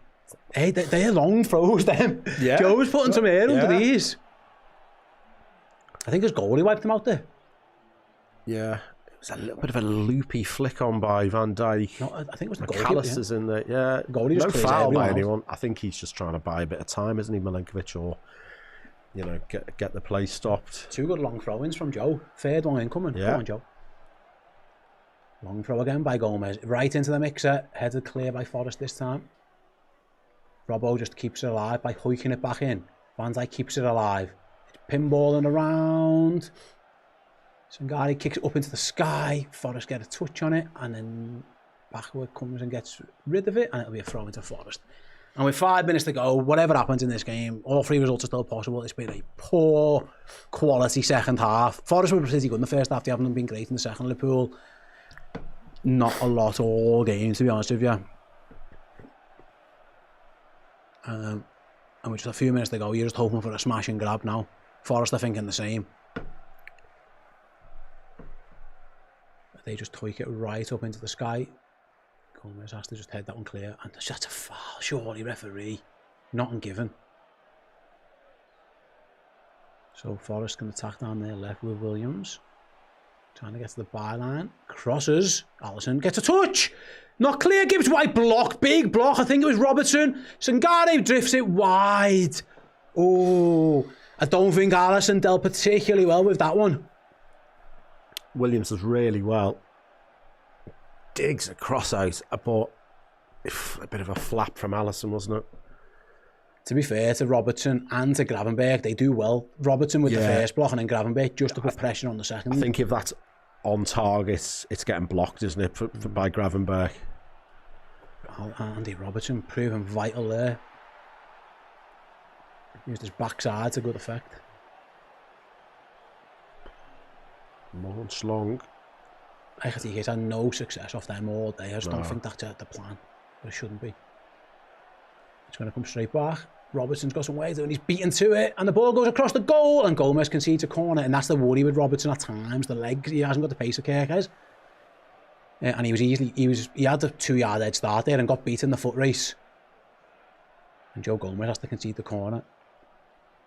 And Forrest will fancy the chances again.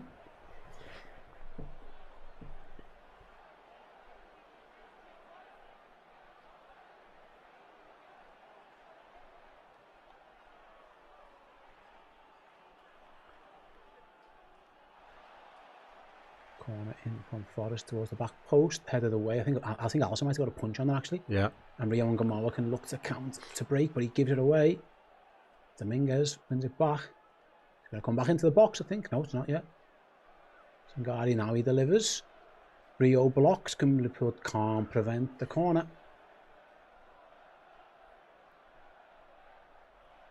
It's going to be another one from the other side. I think Rio tried to run that one out again. Just nowhere to go.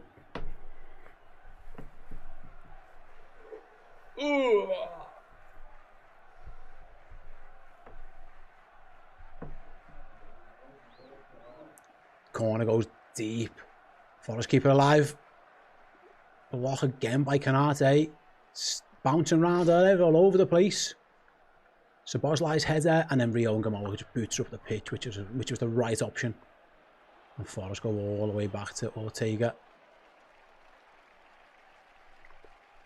He kicks it straight to Liverpool. Chance maybe for Rio. Come on. No. Oh, Franz Gomez does well in the end. Gomez is tall, but he wins the throw. He'll take it. Gives Liverpool a chance to launch it. This feels like our best option at the minute. Yeah. I was just trying to think, like, what we could have been doing with our lives for the previous 2 hours. Do you remember when they had that live cam on the lettuce when Liz Truss was it? We could have been better off watching that, wouldn't we? Or I don't know. No, not ideal. But Liverpool have a chance from the long throw-in maybe. In it comes towards Canate, flicked away by Forrest. Szoboszlai wins it back. Gomez again. Szoboszlai can he get it into the box? No, because it's a joke. He whips it in with his left boot, which was not a good option. Canate won it back though. Well played, debut. And here's Rio right hand side. Step over, and again. And Gamola to the byline, picks out a cross! Go on! Oh! Ekatiké's header saved! Oh! It's the sportiest of goals! It's Alexis McAllister! He scored with his back! He didn't mean it! But it's a big goal! Oh, it's a massive goal! I've got no idea Ortega! Ortega saved! From Ekatike's header, Nico Williams tried to clear. It just hits Alexis McAllister and goes into the goal. It's one of the most extraordinary goals you'll ever see. It's one of the luckiest goals you'll ever see. But my God, Liverpool will take it. Oh, I can't believe that's just happened. It's one of the most flukiest. Honestly, it's unbelievable how this goes in. Ekatike's header is saved. It's the clearance from Ollie Aina. Just hits Alexis McAllister and goes into the box, into the net. It's a brilliant save from Ortega. Aina goes to clear. It just hits Alexis on the back. He knows nothing about it. And the loops into the goal. Ekatike should have scored. Alexis McAllister does. And if you can't be good, be lucky. And Liverpool may have just got the biggest slice of luck you'll ever see. Wow. I mean, a goal worthy of that performance by Liverpool. Spawny, do you know what? Little bit of quality by Rio. The only thing you'd say, great bit of quality. Oh, what? Oh, VAR. It might be on ball. Oh. It might not count. It might not count.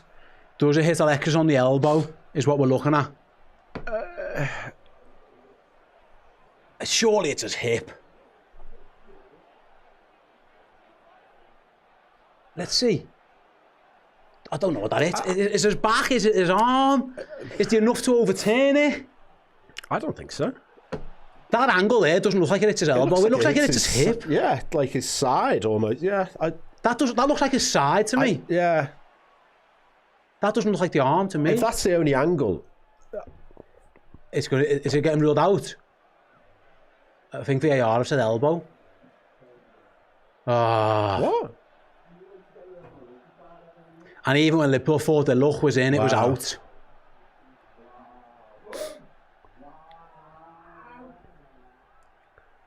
Is that the only angle we're getting? I mean, I can't see from that. I mean, that angle to me didn't look like elbow. We had a bit of the cricket on before. You have that in the cricket. Like, was it conclusive that it? You know, all that was that conclusive? I thought it was his hip or his back. Let's see. Well, we've got a different angle here. Oh no, it's his arm. No, right. It does. It is his arm. You can see his arm move with the force of the ball. That's that last angle. I mean, he knows nothing about it. It's mad that that's the rule, but was this business the Sunderland game the other day? I don't know if it's a different with attacking and defending. They went, oh, he turned his back, so it's not a penalty. What's this? Have I missed this? Like, if you turn, I don't know. That was a defensive decision. Anyway, not given. Anyway, from that last angle, it did hit him on the elbow. Ekatike should have scored the header. Yeah, I mean, what I'm saying now. It was a good save by Ortega, but he had all of the goal to aim in. And he had an age to pick his spot. And now here come Forest. Liverpool, having 40'd won the game now, have got a corner to defend. Their crowd are up. Liverpool have 40'd won it, now they've got to defend so they don't lose it. And you go back there and you think, now Ekatike really should have scored. It was a good save by Ortega, but Ekatike should have scored the other. There's so much of the goal. He has all the time in the world to think, right, you know, they always say head it down, don't they? Like, you know. He did head it down, he just didn't get enough on it. Yeah. Palace, they've made another sub, by the way. They've put McAtee on. I don't know how long the injury time is, by the way, because we played 3 minutes, but a lot of that was the VAR check, so I can't even tell you. But for now, Forest have a corner. It's gone all the way through, I think. No, Forest have kept it alive, and then that's gone out over the back of the goal. I can't tell you, sorry guys, how much injury time we're playing. Because they haven't even got it on the TV screen yet. Yeah. We didn't see the board go up, and there hasn't been a little thing on the side of the screen either. No. So Liverpool with Ingamoa playing this Rio is on the right now, yeah.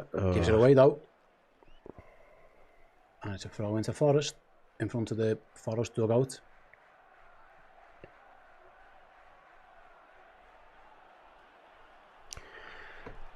The sad thing with McAllister was he actually did really well to get Just in the way. into that position to block it. And it's like it's probably one of the only decent things he's done all game. I think it did hit his arm. Yeah. And Gamoa loses out. The first angle, it looked like it hit his side, but the other one, you could see his elbow jud forward. So, yeah, I think it was the right decision. Oof.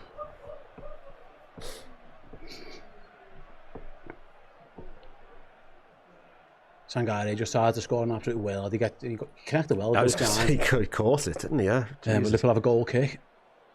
Yeah, the handball rule is weird. It's weird because if it's defensive and you're tucked in, you get away with it. If it's an attacking one, even if it's accidental, it hits your arm, you don't get anything.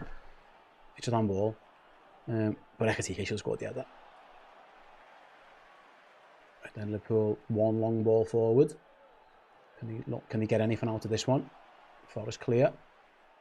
I don't know. Yeah, I don't know if it was 5 or 6. I don't know, by the way. I mean, probably not the time, but like the whole thing, the offence is deliberate handball, isn't it? He's not gone he's tried to. And I do think it's the right decision under the current. Yeah, even if it's accidental, you just Right then, Forest halfway line. Van Dijk heads away. Dominguez brings it down. Szoboszlai takes it off him. Is the chance for Liverpool? No, they've given it away again. Now they've won it back though. Rio and Gamoa drifts inside. Step over. Another one. Wide. Where's he going? Yeah. He's gone wide to Robertson. Robertson crosses. Headed away by Murillo. Dominguez kicks it right up the pitch. Only to Gomez. Wins a throw-in. Liverpool are going to have one last long throw into the Nottingham Forest box.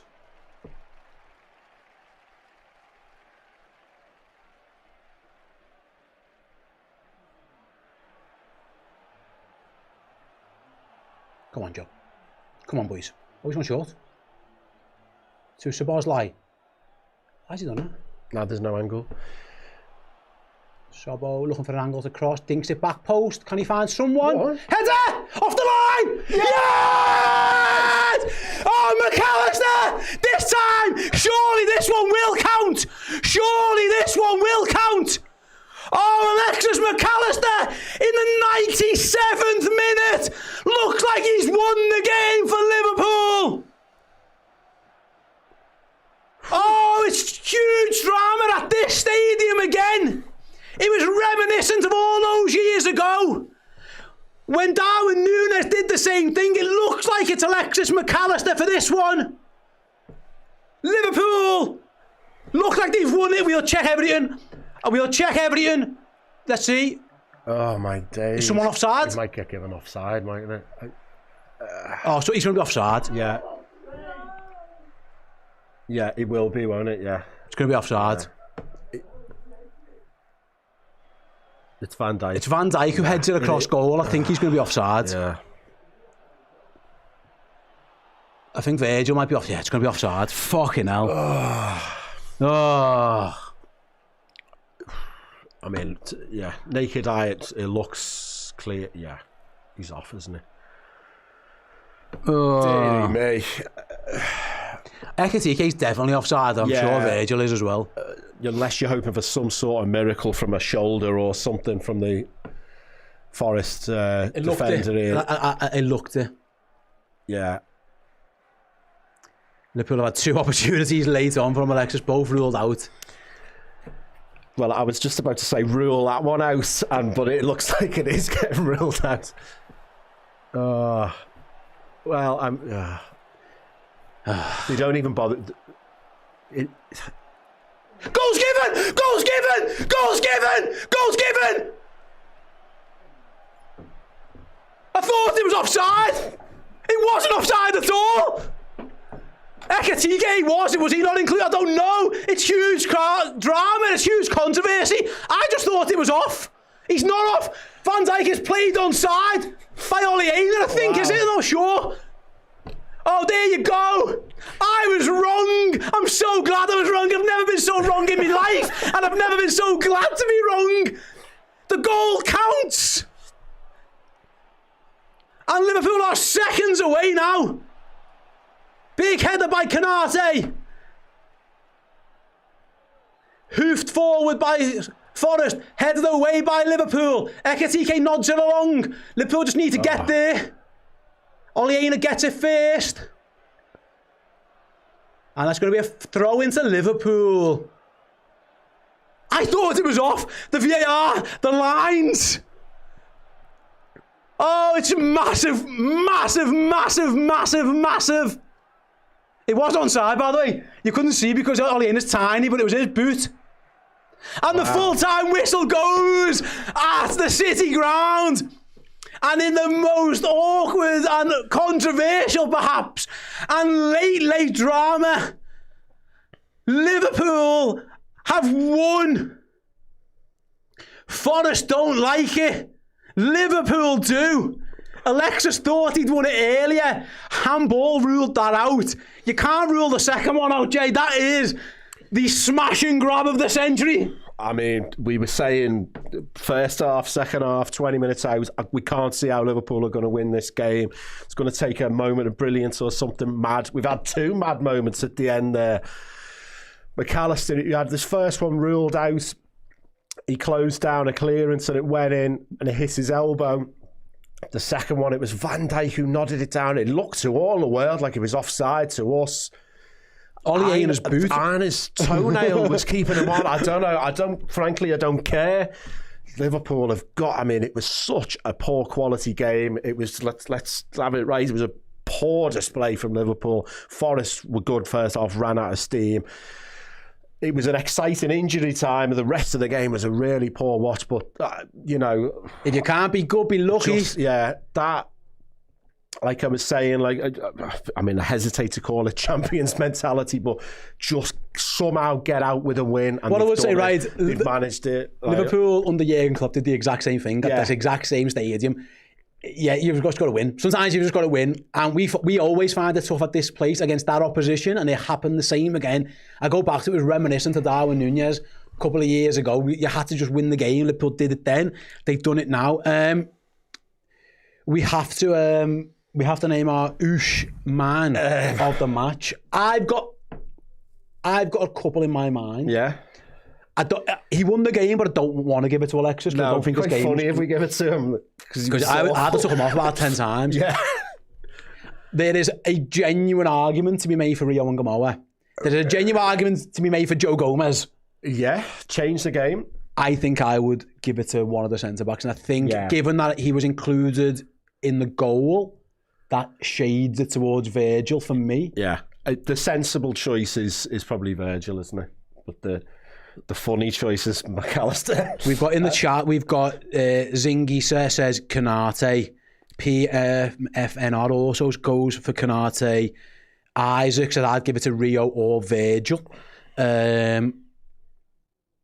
I think it's one of the centre halves. Yeah. Or I mean, Rio would be the outstanding odd choice, but I think we have to sort of, I think I would like to nominate Virgil van Dijk, and the only difference is that because he's involved in the goal. Him and Kanate both defended well, but Virgil just that's what tipped her over for me. Yeah, I'm happy with that one. Yeah. There you go. Then our Ooshman of the match is Virgil van Dijk. Right then, stick around on the channel. There is reaction to come. Chloe from the away end. You've got reaction videos from myself and Dan. And then over on Redmen Plus, very, very shortly, you've got the player ranking show. Go and download the Redmen Plus app now. And yeah, if you subscribe over there, it'll only cost you £1 and you'll be able to join in the player ranking show. If you've got a Twitter/X account, head on over to our platform at the Redmen TV and you can vote for the player ranking show as well and have your say on the performances of all those Liverpool players, because that was quite an extraordinary win right at the death for Liverpool. Right then, from me and from Jamie, we're going to calm down. Thank you very, very much for watching. Thanks very, very much for sticking with us through what was a slog of a game. Catch you all next time.